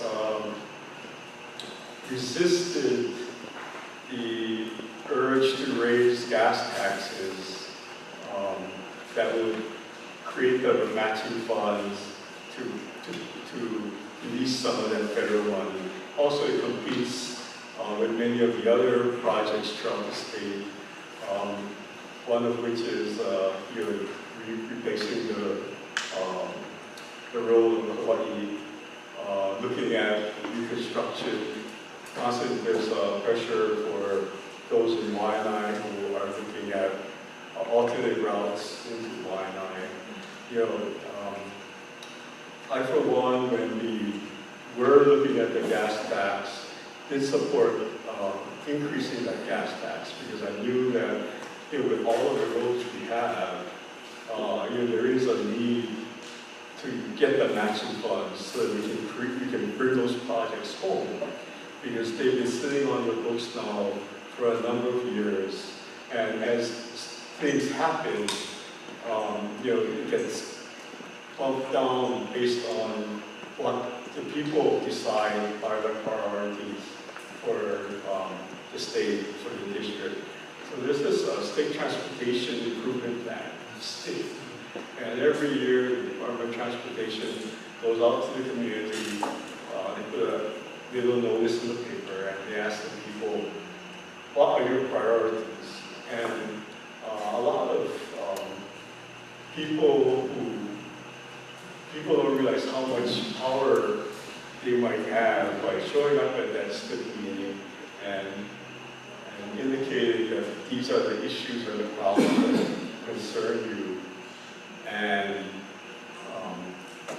get those projects moved up a little bit higher on the state transportation improvement plan. The Umama Bridge, which they finally just completed, that back when Governor Hilo was governor, they told us that was a priority, it was going to fall down, and then everything stopped, and I kind of questioned what was happening, because this emergency appropriation came in, we funded it, and then nothing happened. And then a couple years later, suddenly they're telling us the bridge is going to fall apart, and we have to do it right away, and do an emergency fix. One of the reasons that bridge took so long to be finished was because of historic preservation, the Highways Department was required to build a new bridge around the old bridge. So the old bridge was left in place. The new bridge was built around the old bridge. And then now that the bridge is complete, both historic preservation and the highways agreed that, yeah, that old bridge is really rusty and it's going to fall apart, so we're going to take it down anyway. So, that added a couple of $1 million to the price of the bridge. And one of the concerns that I had is that nowhere along the line was the legislature, which has the purse strings on the state budget, given the opportunity to make a call on whether or not that money should be spent to save that bridge or not, or to save the old bridge under the new bridge. And a lot of times what happens is we just get a memo saying that it's going to cost more, but we're not told why it costs more. This past year, I put in a bill that required the departments to tell us why it is these cost overruns are happening. Fortunately, the bill did not move, but I think that those kinds of things are something that should be a conscious decision on the part of the legislature, and not something that just kind of happens along the way. With regard to the water situation, in checking with the Clean Water Branch, I did hear the same thing, that the permit to construct the wells were approved. I questioned them a little bit more, and the reason they got the permit to build the well, however, there are many of you voiced concerns about the operation of the well. And so the department is going through further examination on that part of the application. And they will have to review that further to determine whether or not they will be allowed to operate the well once it's completed. On the other issue of the dairy, I did speak to the Clean Water Branch also in regard to that. And in discussing that with them, they indicated to me that as of that last spillover, there have been a culling of the herd, changes in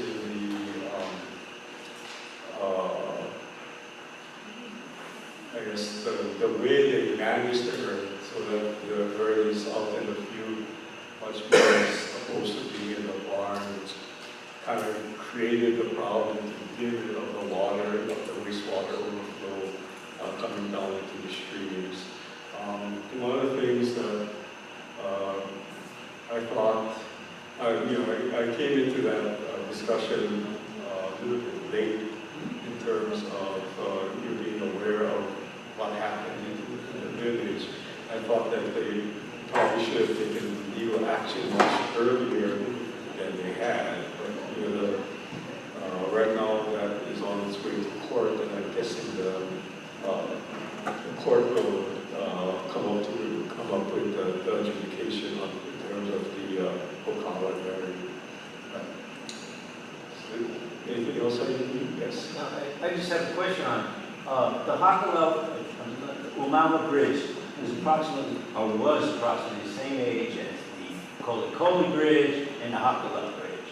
Now, when they started work on that bridge, they were going to continue traffic one way. And they said it was so structurally insufficient that they couldn't even allow one lane of traffic on it, and they had to bypass it. And they were running people on the old highway. And then they finally got a temporary bridge. Now, those bridges are all about the same age. I'm not a structural engineer, but I've been down below it, and I'm looking at them falling apart. And when the state highway, representative from the state highway, I said to them, what do you think about the structural sufficiency of the bridges? And they thought I was talking Greek. I think it's time that we light a fire underneath the highway department, have those bridges inspected, and get the funding to have them replaced before it becomes a crisis. Now, where's the enthusiasm? The legislature has appropriated the money. What is missing is the funds to match. Well, what can we do to fire the people up to get this done before it becomes a crisis? Oh, I guess we can start looking at ways to raise the taxes. Well, maybe we should. Yes. I voted for it. I wanted to do it. Are you continuing the effort? Yes. Okay, because I live out here, and I can't go to Waimea to buy for my groceries. I live out here too. Okay, so go take a look underneath those bridges. I'm afraid to walk on it. Thank you. Yes. I heard something that I heard something, I'm not sure I heard it right. It sounded like the legislature passed a law that funded bridge repair, and the same legislature withheld matching funds to fund the bridge. So is it the same legislature that does both things? The legislature authorized the expenditure of funds for the purpose of repairing the bridge. Right. The funds for that come out of a special fund that is funded by vehicle weight tax and state gas tax. And so it's that fund that is insufficient. So they passed it knowing the money wasn't there? Well, at the time we passed it, so in two of the three bridges were done almost 10 years ago in terms of the funding, the appropriation for the funding. So you're saying And in the last several years, as we tried to increase the vehicle tax and the weight tax, we were not successful in doing that. Okay, but it sounds to me Well, like... I just registered my truck, that price went up a lot since last year. Oh, Same truck. that's the county. it may have been county taxes. County. Yes.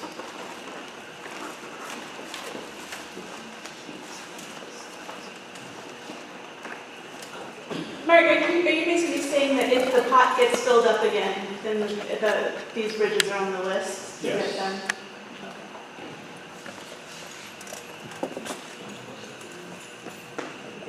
Yeah, maybe I'm missing something big here, but why are we talking about allowing some 30-odd trucks with substantial tonnage added to the heavy traffic going over those bridges if we have people that are even concerned about walking under them?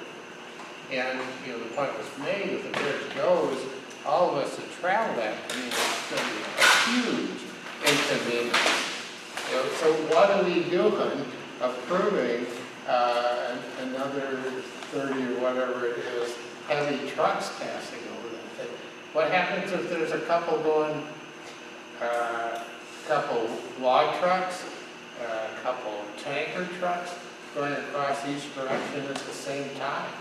I mean, it seems like the risk is totally a disregard to what the reward is under this guise or umbrella of sustainability. You know, is it sustainable if we all go crashing with the bridge and get cut off? Well, I think you know, in terms of the carrying weight of the bridges, that would be something that I would leave to the highway engineer to determine. So when they restricted the weights on Uma Bridge at the time, it was because the district engineer or the engineer made a determination that the bridge could not hold that weight, and so alternatives were required in terms of the traffic that goes over the bridge. Unless they made a decision that there should not be trucks going over the bridge, it's still a public highway, and so we can't restrict what's going on the public highway. You know, any more than you could restrict you from crossing. What are we talking about replacing them for? I mean, because they do need to be replaced. And why do they need to be replaced? Because they are getting old. Okay, and we're going to exacerbate that by running more heavy trucks over this bridge that has to be replaced because it's wearing out. Will that wear it out faster or slower? I don't know. I think I do. And I'm not an engineer. Well, I guess you decided already. Yes. Mark, I'm retired, so I've had some time to walk on the highway bridges. And I got to tell you, if you're in the middle of the Kula'imano Bridge when a tanker goes over, it's pretty frightening. I can't imagine this image of two tankers and two loading trucks at the same time. And as far as the Kula'imano Bridge, I mean the Hilo Bridge, there's rust holes all the way through girders in places that big. Termites with it.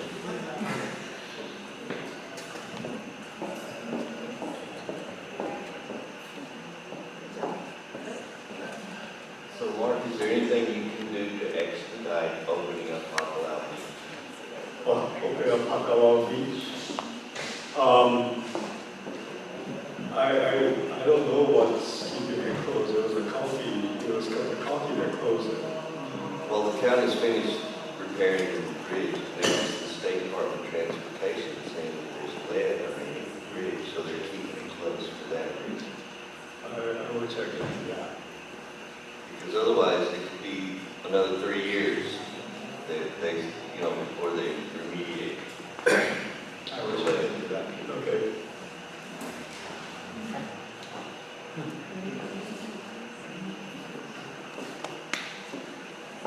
Anything else? Thank you.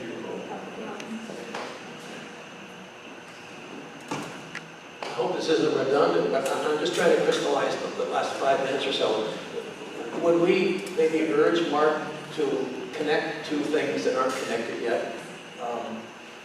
The new power plant, maybe we should urge the new power plant not be approved to ship logs across these old bridges until they're fixed.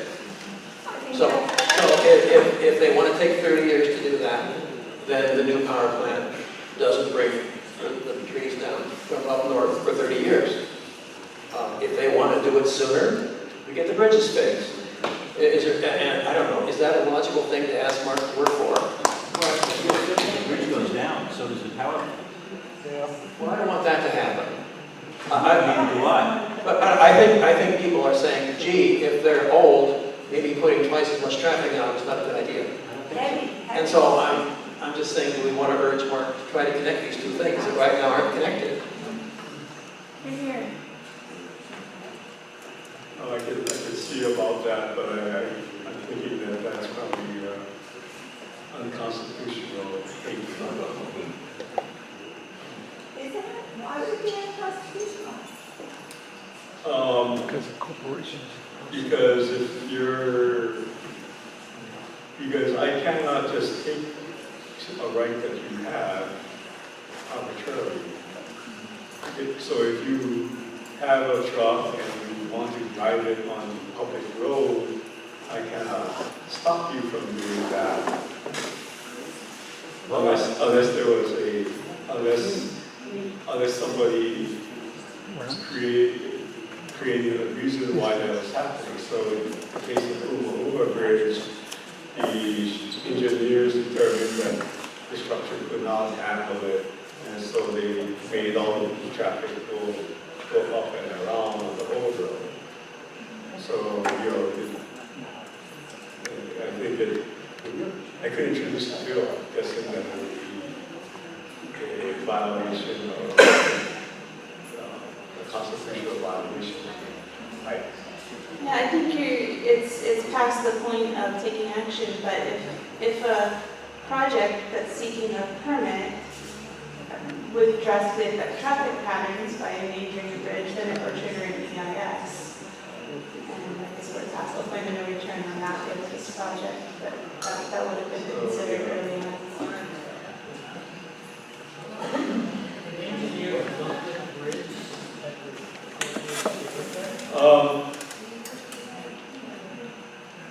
Yeah, that would have been a question for 2 weeks ago when the highway engineer was here. I don't know when the last time they looked at the bridge was, but they're constantly working on it.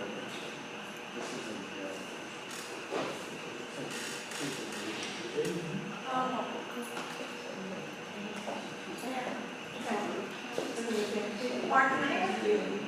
I know you prefer to do written stuff, but I would love to see you be able to address an email to Donna Johnson, which then she could send out to the rest of the group and explain to us about some of the issues that we are bringing up here, especially about the bridge traffic safety and what you can do about getting that checked and how this is going to be impacted by all the extended bridges and the water issue. I think these are major issues, and I'm requesting you, as your constituent, if you can report back to us via email on some of these issues. If I get is there a specific question you have, or just you want commentary? I think yes. We discussed earlier about the structural insufficiency of these bridges. They are all the same age. The Umamo Bridge, when they opened it up, they said, we got a can of worms here. This thing has to go. It's got to be totally rebuilt. If they're all the same age and those span, they're all the same type of construction.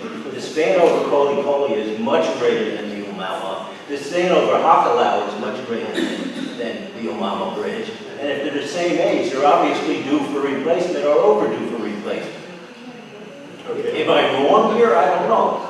Your question of Mark is to look into, get back to us over these issues, or get back to you so that it can be disseminated. Because if it doesn't happen, I think we're going to have to do it from grassroots. This is a dangerous situation that we're facing right now. And it's going to have extreme economic consequences if we don't address it and take care of it. Block the bridge!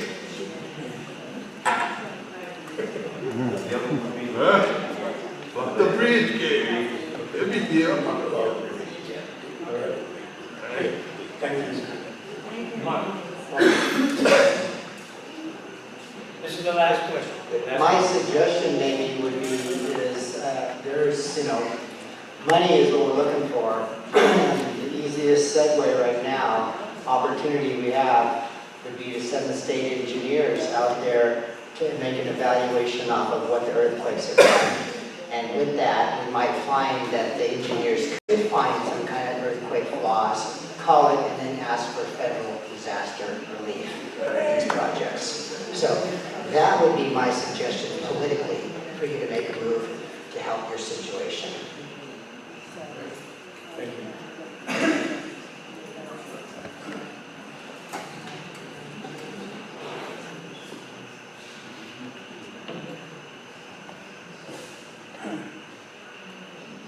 What's next?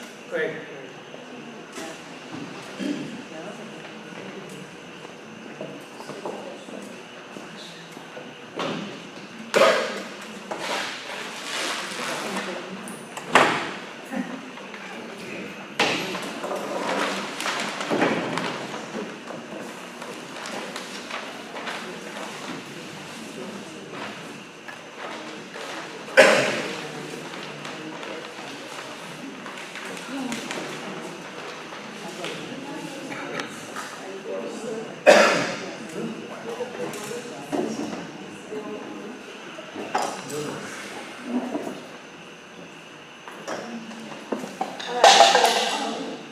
Glenn and Craig, the steering committee members, come up with me, so they're gonna let us know where we're at.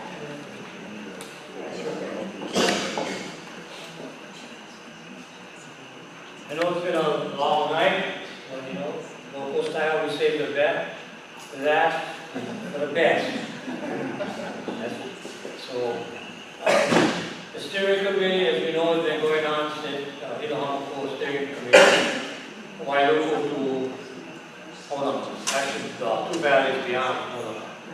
It's where the district is, the county districts of rural South Hilo, North Hilo, and Honolulu. It goes from the top of the mountain to a little bit beyond the ocean.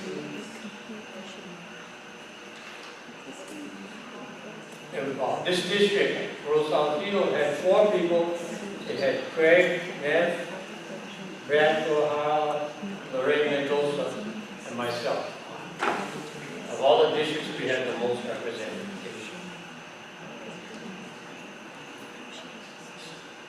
It is now at the final, hopefully it is at the final stage. It is up before the county council. The Windward Planning Commission passes it forward to the county council. And the planning department is hoping to get it wrapped up in July, but they could not get on the county council calendar. So now the latest thing we have heard is it is Bill 161. The first review is tentatively still kind of up in the air, but this looks like a pretty sure thing. Tentatively, the first review will be at the County Council Planning Committee on July 10th. That'll be in Hilo, in the County Council chamber area. It will then be reviewed by the full council on July 25th in Kona. And the final council hearing will be again back in Hilo on August 8th. So you can submit written testimony for all 3, or you can go to the meetings and give oral testimony for or against how you feel. August 8th.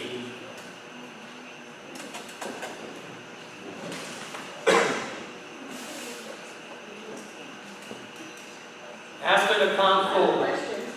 So the first review on July 10th, the planning commission, is that open meeting? The council planning committee. That's open meeting. Yeah, that's the first meeting.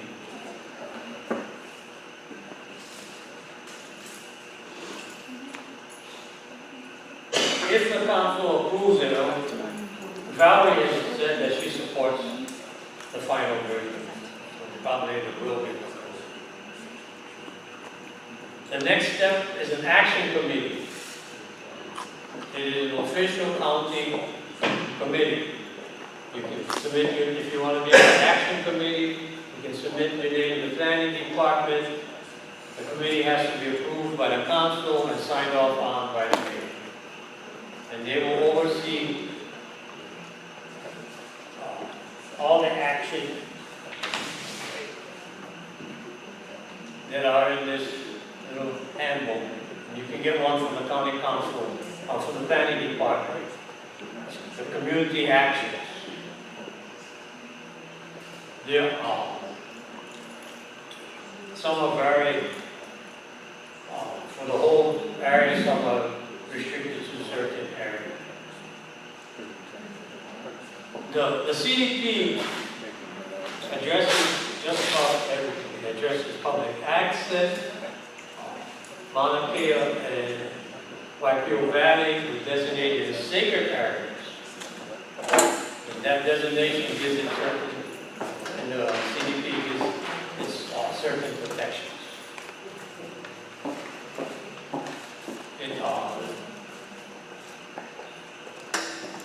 There's a provision in there for setbacks from the cliffs, both the ocean and the gullies.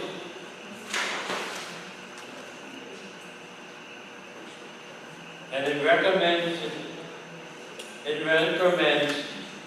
changes in zoning.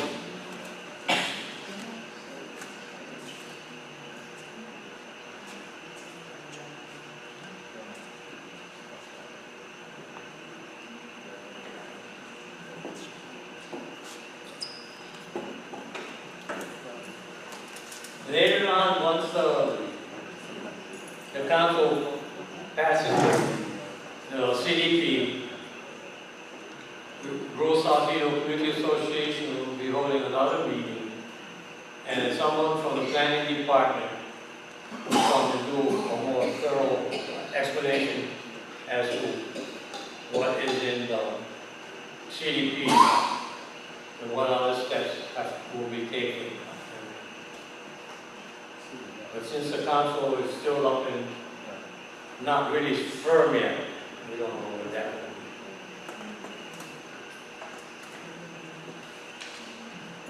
be. What we have done, the Rural South Hilo Community Association has done, is gone through this community action. And we've come up with some of the actions that we feel that Rural South Hilo can take on. A lot of it is research on public access, historic sites, that type of stuff. And if you draw your attention back there, onto the back wall.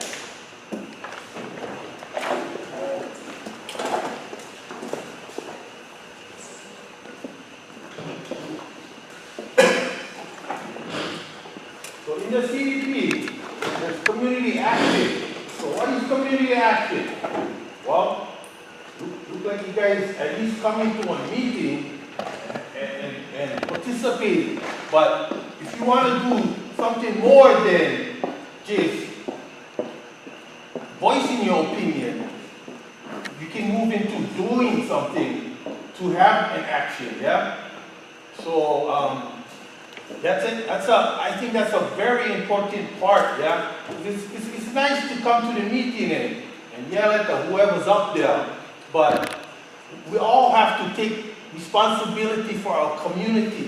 And how we do that is by participating, yeah? And some of these actions are leading up to that. I see what Greg said is absolutely right. I see people in this room that have come to just about every meeting that we had, which I can't count it that high, how many meetings we had. There was a whole bunch of them.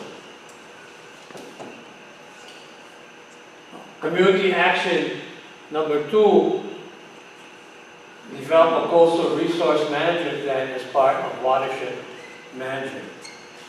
On this plan, what they want to do is they want to talk to farmers, they want to talk to hunters, they want to talk to fishermen and other people, residents in the area, old-time residents in the area, and talk about how they see things changing. We all know that if we lose our Ohio forest, we lose our watershed. There's no other type of tree that can provide the watershed that Ohio does. Action 2, I'm going to jump to it, is collaborate with Mauna Kea Watershed Alliance, the county, and appropriate state and federal agencies in developing and implementing watershed management plans and projects. The two go hand in hand. They're almost exactly the same in the book. The goals are a little bit different. The main goal is preserve our watersheds.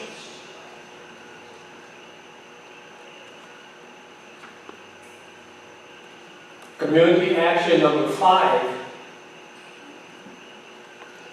advance development of the Hilo Heritage Corridor and/or sections of the Mamalo Highway as scenic byways or scenic corridors.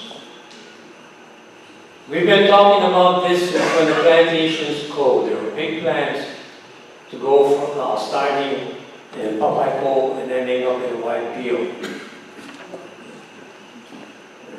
And having the different communities have culture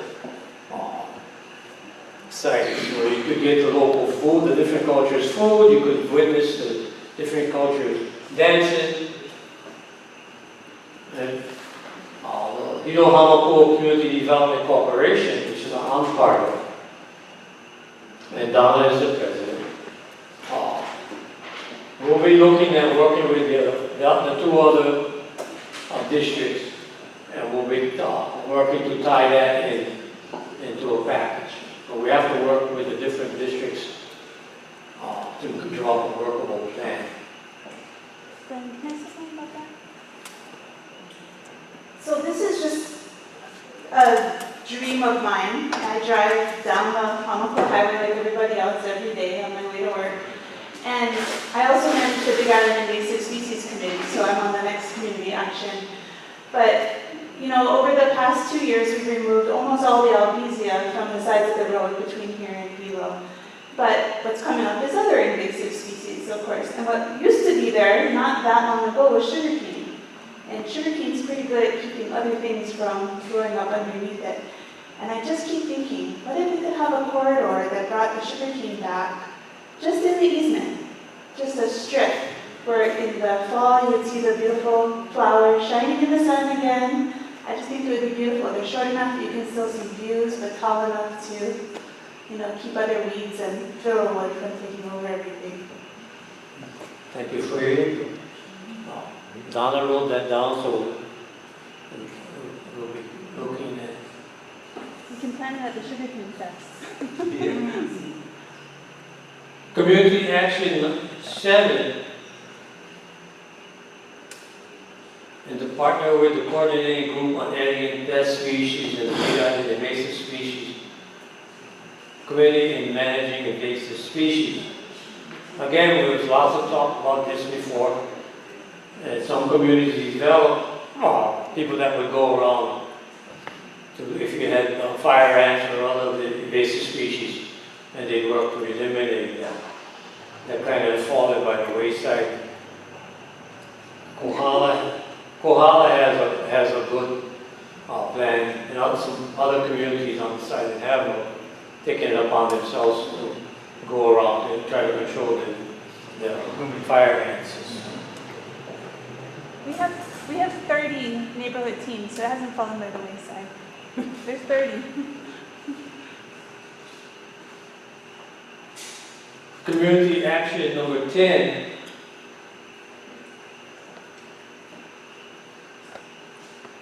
Identifying important cultural sites, map resources, recommendations to the County Cultural Resource Commission. Again, this is where we need the community to work with putting something together. We have valuable people, the old plantation workers know a lot about the work sites. The plantation museum has the old camps. And there are some people that will talk about the other culturally important places. When I was working for plantation, they used to tell stories, they used to tell other people's stories about where the different places were that were culturally important.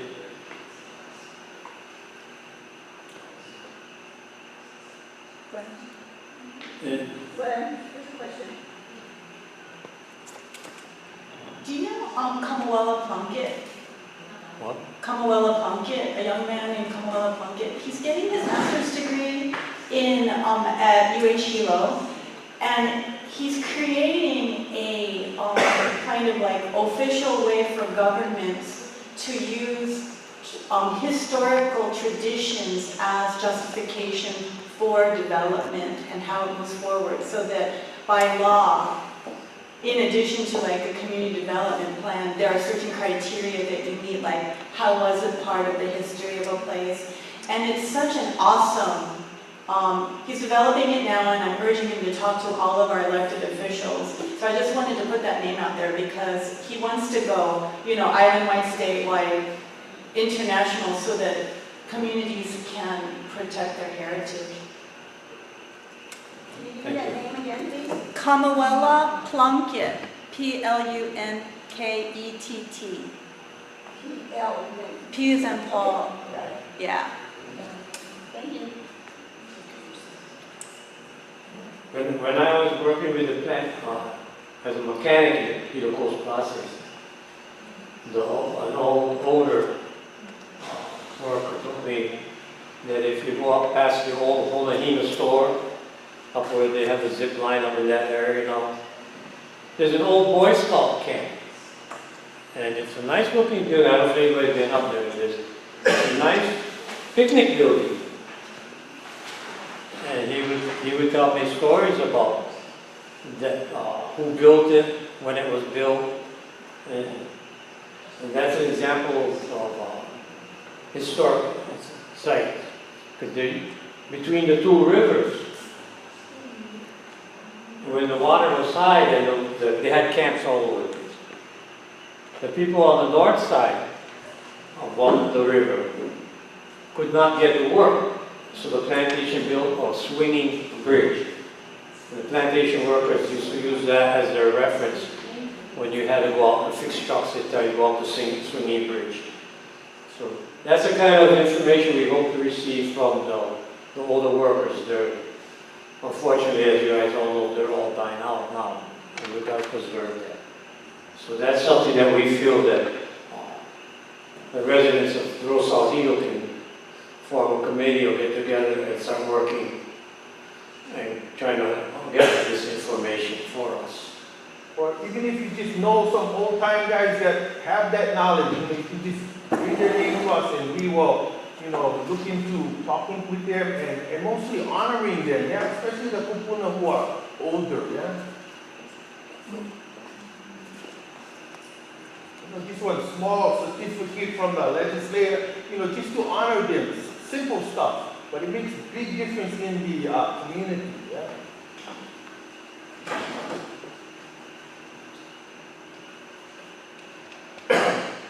Action 12 falls into the Heritage Corridor also. It's connected. And develop, promote, and maintain the continuity of community festivals and events.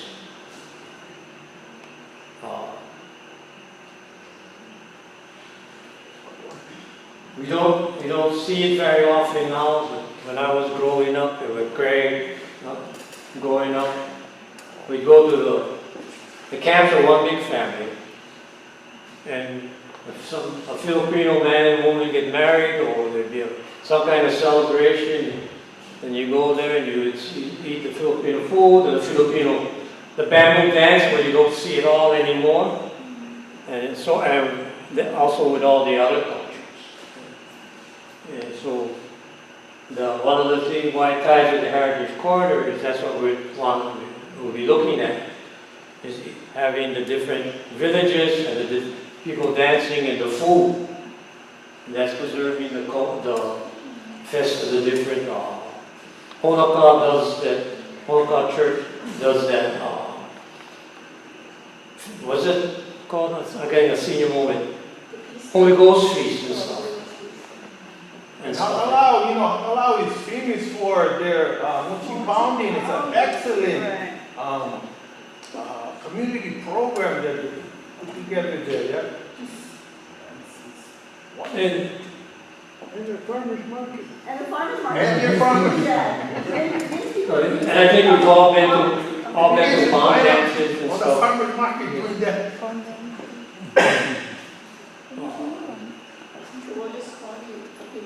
Portuguese Culture Club is now learning to do Portuguese dances. You never did them before? I'm not a member of the club. And believe it or not, I'm very shy. And but that is, again, that can be used, come into play for the Heritage Court.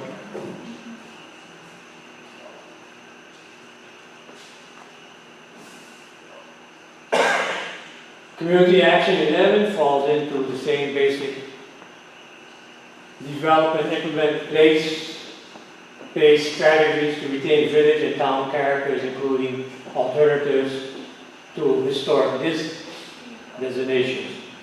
Honoka is making a big move to go back to where it was back in the 1800s, early 1900s. They're revitalizing the whole town now.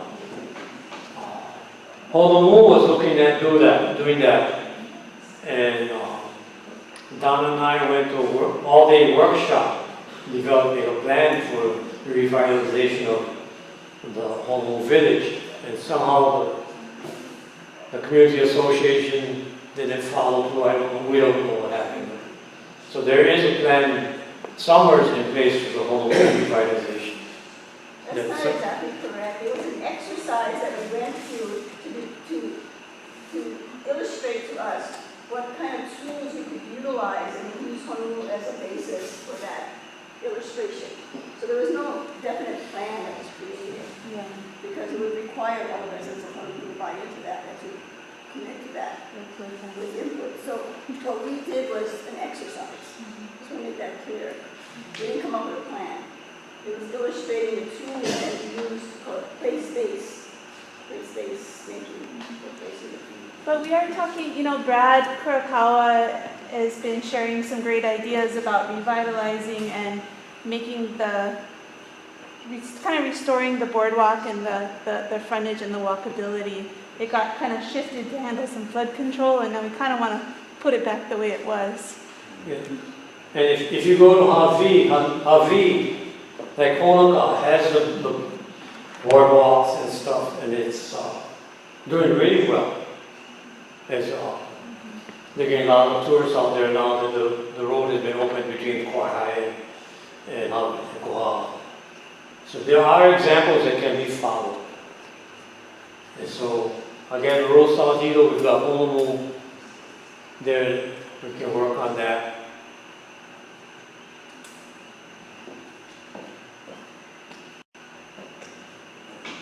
Are there other towns like Honolulu that did those kind of exercises? Are there other towns, Donna, besides Honolulu in the area that have done that similar exercise? Honoka was one. They're a living example. And the attraction is the wooden sidewalks and that kind of stuff. Because lots of the Pauwilo is another one that probably with some work could be done. Yeah, the CDP looked along this coast, and before, each community had its, little store, little bank, little whatever. It was a small community. Popaiko is still kind of like that, right in that one area with the post office. And, that's what they're trying to revive, but some of that system has disappeared already, yeah? So, that's why they went for Honolulu, because that was a really good example of, not too much more needed to bring it back.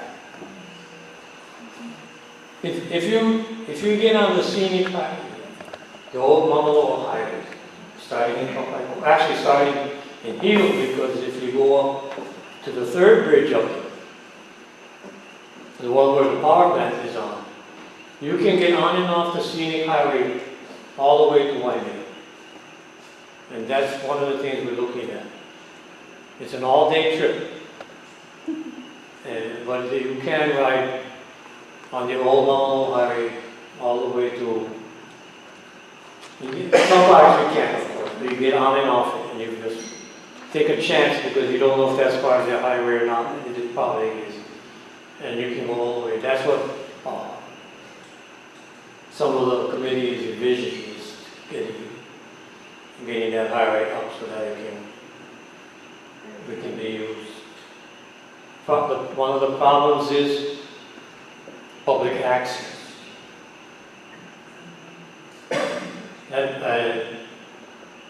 That's Action 13.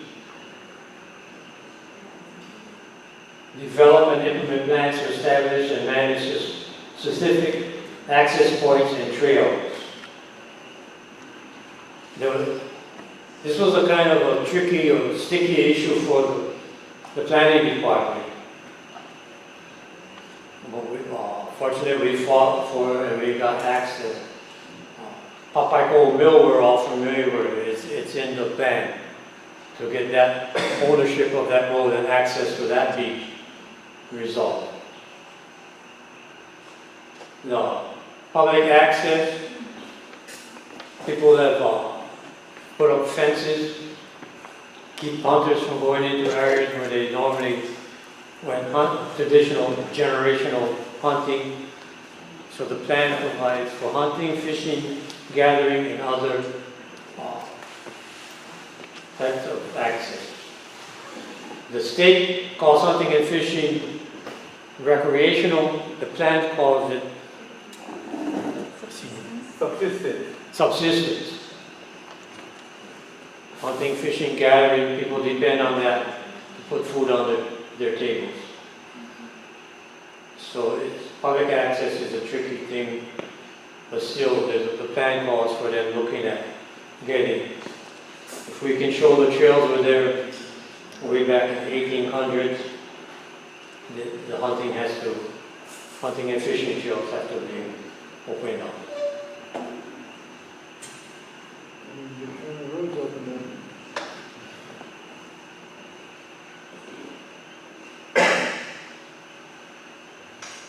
Action 26,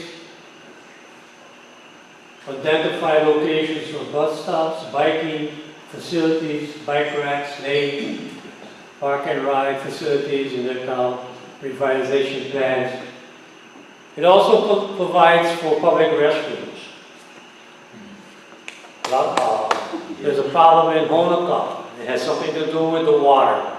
Honoka is not all on public water supply. It was very interesting when we talked about that. What part of Honoka actually has public water. But they're talking, that's another thing they're looking at is public restrooms. Lots of places you see signs. They have all the shops and you'll see a sign, no public restrooms. So that's part of the plan. So the plan is... How come there's only these up on the wall, these number of actions? These are the ones that, when we looked at the plan, the community action plan, we felt that these are the ones that Rural South Hilo Community Association can take on. There's a plan, there's several plans that call for a non-profit. And probably the scenic highway is one of them that's going to need a non-profit. And the Hilo Hamako Community Development Corporation, which has been around since the closing of the plantations. It's a 501c3. And we can in fact we're doing it now, we act as a pass-through with non-profit community associations or whatever can get county funds and other funds under our non-profit status. We handle the funds for them. And you can view all of the actions, community actions, whatever, online on the CDP, Hamakua CDP, or at the county planning department, yeah? Here's a site. And there's the web address on the bottom if you guys are interested. But these are some that Rural South Hilo thought, you know, I mean, instead of biting off the whole thing and we put everything up there and everybody's overwhelmed, you know, if you can relate to something in here, like, you know, a couple things you guys could, you know, I mean, you're not going to run the committee or something, but we can contact you and talk story about it, yeah, as a community, and then move forward, yeah. It's real simple kind of stuff, yeah. Just have a collective dialogue first, and agreements, and then move forward from there. So if there's any of those that speak to you, and you mind put your name, there's markers on the chair there. I'll put my name on the one with the market ride, because I remember pushing that years ago. Sure. The one with the park and ride and the bathrooms and all that. So some of these I'll are put my we name thought on were that. pretty doable. So we're trying to get something. So yeah, please put your name. So just write space up there? Yep, and then we can We can put our friend's name if we know they're an expert in something like that. Oh, I like it. That's kind of sneaky. They can put all your name up there. Yeah. So you can, as Craig said, the plan is online. You can go to the planning department, they won't let you take it home. You can read, look at the plan. But remember, right now it's on draft. All it is a proposal before the council. It's already been looked at by the Corporation Council. And they made changes to the plan.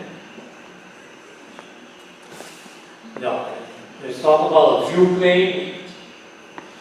We received lots of people talking about from farmers that want to put up trees to protect their crops from the wind and stuff. And the view plane doesn't really affect their ability to plant trees. The view plane is when you fly in and you see the nice green, the snow on Mauna Kea, the nice green areas and stuff. And it's a scenic, they want a scenic type situation. Yeah, and you know, for me, I think we're still kind of lucky, you know, if you fly in from on the plane, of course, still beautiful. I mean, it's some monster houses coming up with some big swimming pools, you know, that we don't really see, but Hamakua is still really beautiful, yeah. And you know, if you fly to Oahu, what do you mean? Well, never have a community development plan back then. We should just have a community undeveloped. Huh? See how they get you now. Another thing I want to point out is, I'll go back again. It started in 2009. Okay, 10 years. Hundreds of meetings. Back and forth around the Hamakua coast in the rain and the fog and all the rest. One of the reasons it took so long is the committee had some very interesting, to put it nicely, discussions about just about everything that's in the plan. So lots of thought was put into what is in the words that were used, and getting Mauna Kea declared a sacred place. The planning department was against it. We don't have the jurisdiction. And we said, if we don't have the jurisdiction, don't give it to us. We gave us the jurisdiction. And so it was a long, hard fight to go get everybody to, and still not everybody agrees, but the committee the majority of areas. So that makes me wonder, like, we have the community development plan that designates Mauna Kea as sacred. And how does that impact any decision made like in the court regarding Mauna Kea? Any decision, what? Made in the court regarding the TMT? It doesn't. It does not. So what is? Resolution. Like it's like a resolution. Yeah, and just, trying to change people's perspective. Yeah, start small, maybe here you get one, here you get another one, here you get another. Then, oh wow, hey, maybe there's something up there. Yeah, I mean, look to Tupele. You tell me nature no more power, no more on. Wow, look up there. Now everybody was thinking. Yeah, but Mauna Kea is just as sacred as that. It's just, well, I don't want to get on my soapbox. So. It's a strong statement that the people, the residents of the Hamakua district feel that it's a sacred and should be the case. And like this is a plan, and how much bite does it have? How much, you know what I mean? One plan is to sit on the shelf, just like a lot of plants, yeah.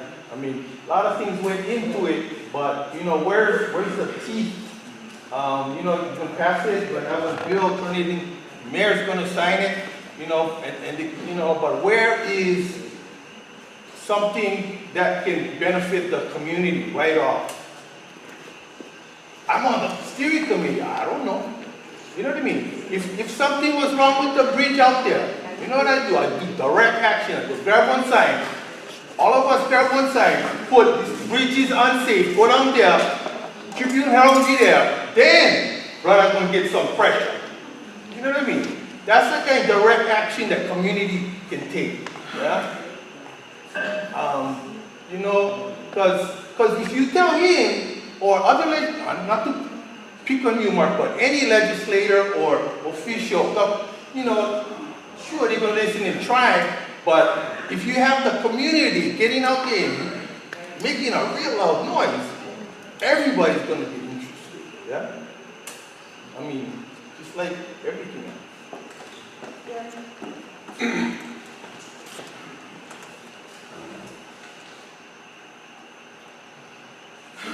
What happens to the steering committee once the plan is adopted?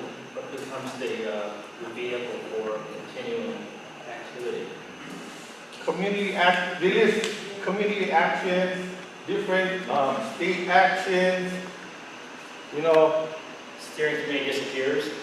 Yeah, because Pretty the much. action Will be replaced with the action committee, Yeah. which will be a commission under the mayor. So, if you go to They're looking for people right now. community meetings, wherever I'm going, you can see these three same people, couple of the same, you know what I mean? That's, it's not like a steering committee or it's gonna save you. Yeah, because we're not. You gotta see this stuff. Activity needs some kind of organization to carry it. Yeah, there is. And part of that is Rural South Hilo, which is a community association. We're willing to take upon this, but then there's other things that people are listed that are able to take on. Yeah, but the steering committee at least went through and made some kind of plan to look at and grasp. But the steering committee, I did 10 years already. My hair was white. Thinking back black. No, I know. If I wanted to direct a question or something or the planning department, yeah. I don't think that's the way to go. Exactly, Sorry to interrupt, but Donna, could you explain the action committee and how you might join? So the steering committee their charge was to develop the plan. So they did community talk stories, gathered input, and developed the plan. The action committee is the implementation. So if you go to the county's website, wherever there's the mayor's commissions, there's commission, liquor commission, police commission, all those, it's one right there. It's Hamakua City Commission, and they're accepting applications right now. They're looking for representatives something you'll consider? And there's some requirements about, like, financial disclosure or something mild like that. If you're interested, these are the application. Because it's a different skill set, yeah. Yes. Talking with community and gathering input is a different skill set than implementation. And the communities can go to the action committee and say, Gary will be up here all the time. and provide direction, say, we've already started on this, we're starting on this, we're gathering information for you, and then have the action committee take their input. Yeah, it's good to talk to the action committee person, but if you're the action committee person, you kind of guide it. You know what I mean? Like, okay, maybe we go this direction. You're listening to the community, yes, but if you're on the committee, then you can kind of do a little bit more or go a little bit more in depth or bring whatever resources you need to support what you're doing. So all you have now is a framework, and the action committee can really mold that. The action committee has been defined what their parameters are and everything. Sure, we're the last, so that's another example. So yeah, but I think it's like Craig said, though, you can't mold it as you go along. So don't do anything against what the plan is saying, I think, but you could do a lot of things within that framework. If you're asking me questions about like length of Well, I've heard the word action committee tossed around, I've never seen what an action committee actually, what their parameters are, what their authority is, or what. So the Puna Action Committee is really invested. They've been doing it for a while. They have, a transportation committee, and within that, there's groups working on the beach road. There's groups working on mass transit. They define themselves, or the county define them? Once the action committee is set, I think they set their own subcommittees. So the action committee is under sunshine, but I don't think the subcommittee. Yeah, especially if you're in a community action committee, yeah, it's coming from the community, and then the county will step in and tell you if something can't be done or it's illegal or something. You know what I mean? That's just the balance of the county. We gotta be liable. So, I'm Saturn Neil Doctor, I live down the road here. So these are all great plans, some ideas and stuff like that. But some of the areas that I don't see, perhaps it's on the draft, but it's not in the committee action, is in the areas of waste management, recycling, and as well as the use of herbicide pesticides along the highway and stuff. I think the plan did address those things in the INA department for that. But it's what the committee, what we did was go to the public, what do you want to see happen along this coast, okay? Try to put it into a plan, okay? And then now get it passed, and now we're coming back to the community. Yeah, or whoever is available to make an action happen. Yeah, like Craig said. Can you repeat what you said? Because from walking from here to there, I forgot. I remember pesticide. Waste management. Waste management. And recycling. And recycling, thank you. Pesticide, herbicide.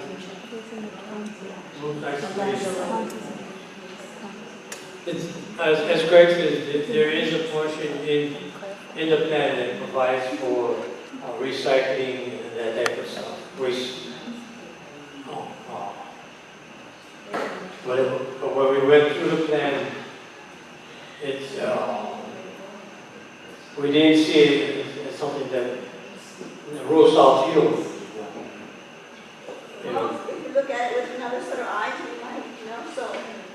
Yeah, we'll look at it again and see if Hilo can take it or take it on and see what. And there's a separate section called community action, where we just outline all the community actions. You can browse it really easily. highlighted. And if you see something that you think is a priority, yes. Okay, we'll try to gather everything on those stuff. By all means. That should be doable, right? It's just practices, right? Changing our habits. Yeah, it's more than that, it's education. Right. And so on. Right. And there's also a whole section on what are county actions. So waste management is an official county duty, so that would probably not appear in the community actions, it's probably under the county, but we want them to do it. And then what is a state action, federal action? But our responsibility as community Yeah. can be watchdog that. I think one that came up for the waste management was dumping. Yeah, a big issue with dumping, especially with these multiple roads. Yeah, people just dumping washing machines because they lazy go Hilo. Or one big one was not so much the green waste, because green waste is green waste, but was carcasses of animals. Pigs, many hunters, you just take what they need and you dump it. That was an issue. And also, what they call them? White, or appliances. I'm getting racial. Appliances, because they have to go to Hilo to dump that, and I don't know, maybe don't know about it, or they just don't have the transportation. But sometimes in Papaico, what we do is we go to, especially the older people, and just throw everything on one trailer and take them in for them. Is there I've heard of communities where 1 day out of 2 days out of the year, they'll come by to neighborhoods and take all the white appliances. Has that ever been done? And it's really helpful because not everybody has the, I think that idea was brought up, but then, you gotta have the county deal with liability. Maybe we just dump them all one place. Right on the county road. Oh, we gotta clean it. Another one was abandoned vehicles. Right, everybody, bring them to The section on invasive species talks about the big problem with wild pigs coming in our yards and digging up our yards, and wild goats and whatever. So it's very encompassing. And some hunters were volunteering to help you out. So we can put you guys in.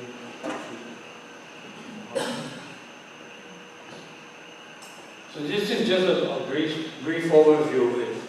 There's something like 48 community action things. And some of them are 3 pages long. Thanks for not going through all of them. Have to bring more snacks for that. So, any other questions? We're working with the planning department, and we've got a guarantee, an assurance that when the council approves a plan,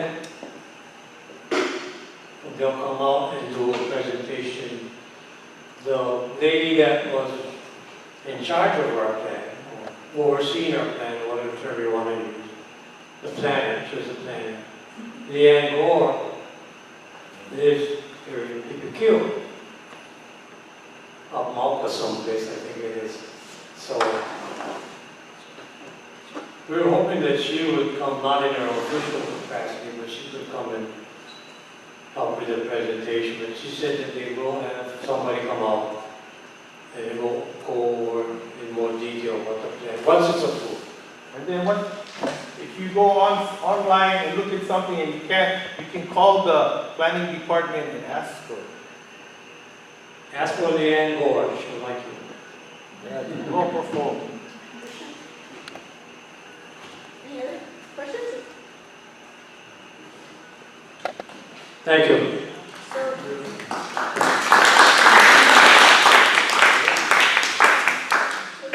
Presentation from the HHL on the home ag sustainability plan didn't happen. I know the presenter was in the hospital a couple times, We will be doing an August community meeting, but I did pull this off their website in case you want the information. It's a map of the area and a brief explanation in the back of what it's all about. I'm sorry. Is that what you're trying to tell me? Use the mic. I'm sorry. Okay. I thought you were worried about your announcement. So DHHL has a home ag sustainability plan. So they've had some community meetings with home residents and the beneficiaries of the lease land. So anyway, that's just for your perusal if you are interested. Wait, announcements? No. Yeah.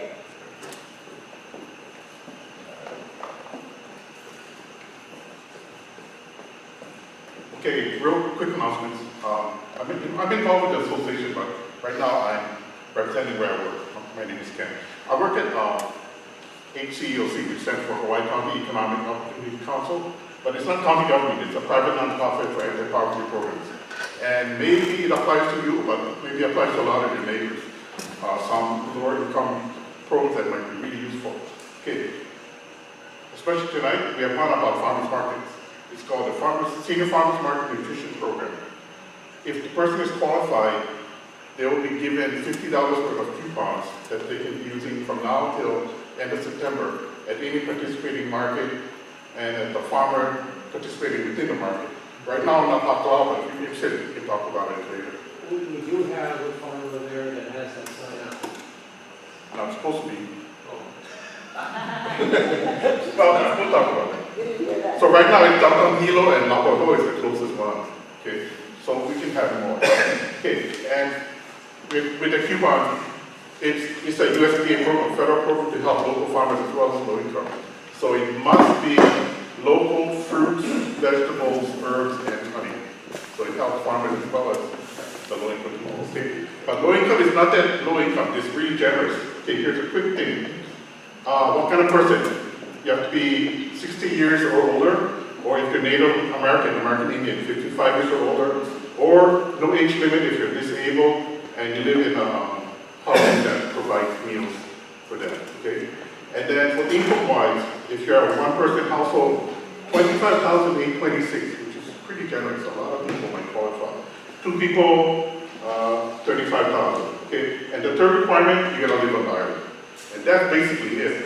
So if they qualify, they fill in this simple half-page form, no backup documents. You just check off what you think you're qualified for. You mail it into the Honolulu address.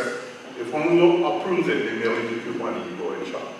Okay, so spread the word. We have that here.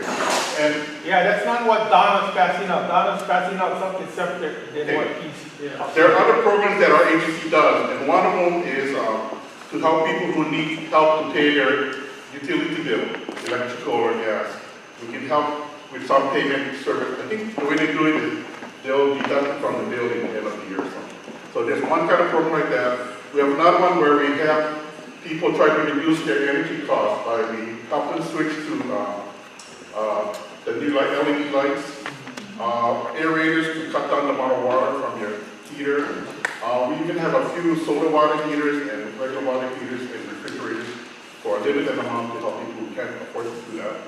There's another program that might even help them repair their home, like they can't go to the refrigerator because the floor is rotten, so you do help fix the floor. So there's all kinds of little programs like that. It's not too much, but at least it's something, okay? And hopefully if our president doesn't cut it off, it'll continue next year, because it was on this year's list. And HCEOC.net/program. HCEOC.net. You can see the website and the programs. You might also see some of our buses and vans going around. That's our transportation program. So there's a lot more stuff, but take a look here, okay? So applications are here. We have applications and that's it. Okay. So one more announcement, and that's Rural South Hilo is hosting a candidate forum.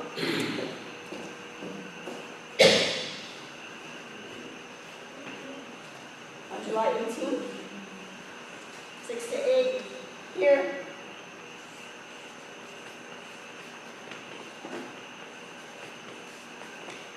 For the 3 contested races in our district, so our state senate race, our state representative race, and our county council race. They'll, Where was that? here. Yeah.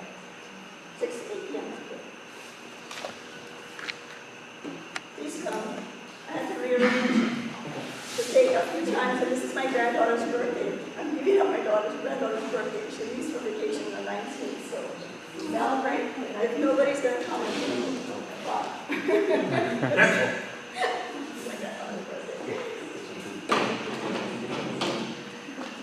And the last piece of thing that I passed out is just something that circulates a lot in leadership development classes, and nobody really knows who authored it. They give credit to 3 different people for that. But it's factual, and it's good lessons to draw from the piece and why they find the information. So, something to keep in mind as we move forward is Another one group, one voice, one action. Another commercial, please do not forget our little donation bottle there, and put $1 or whatever in it for this place, Puna residents. And we'll give the money to a nonprofit that will be able to make use of. Thank you.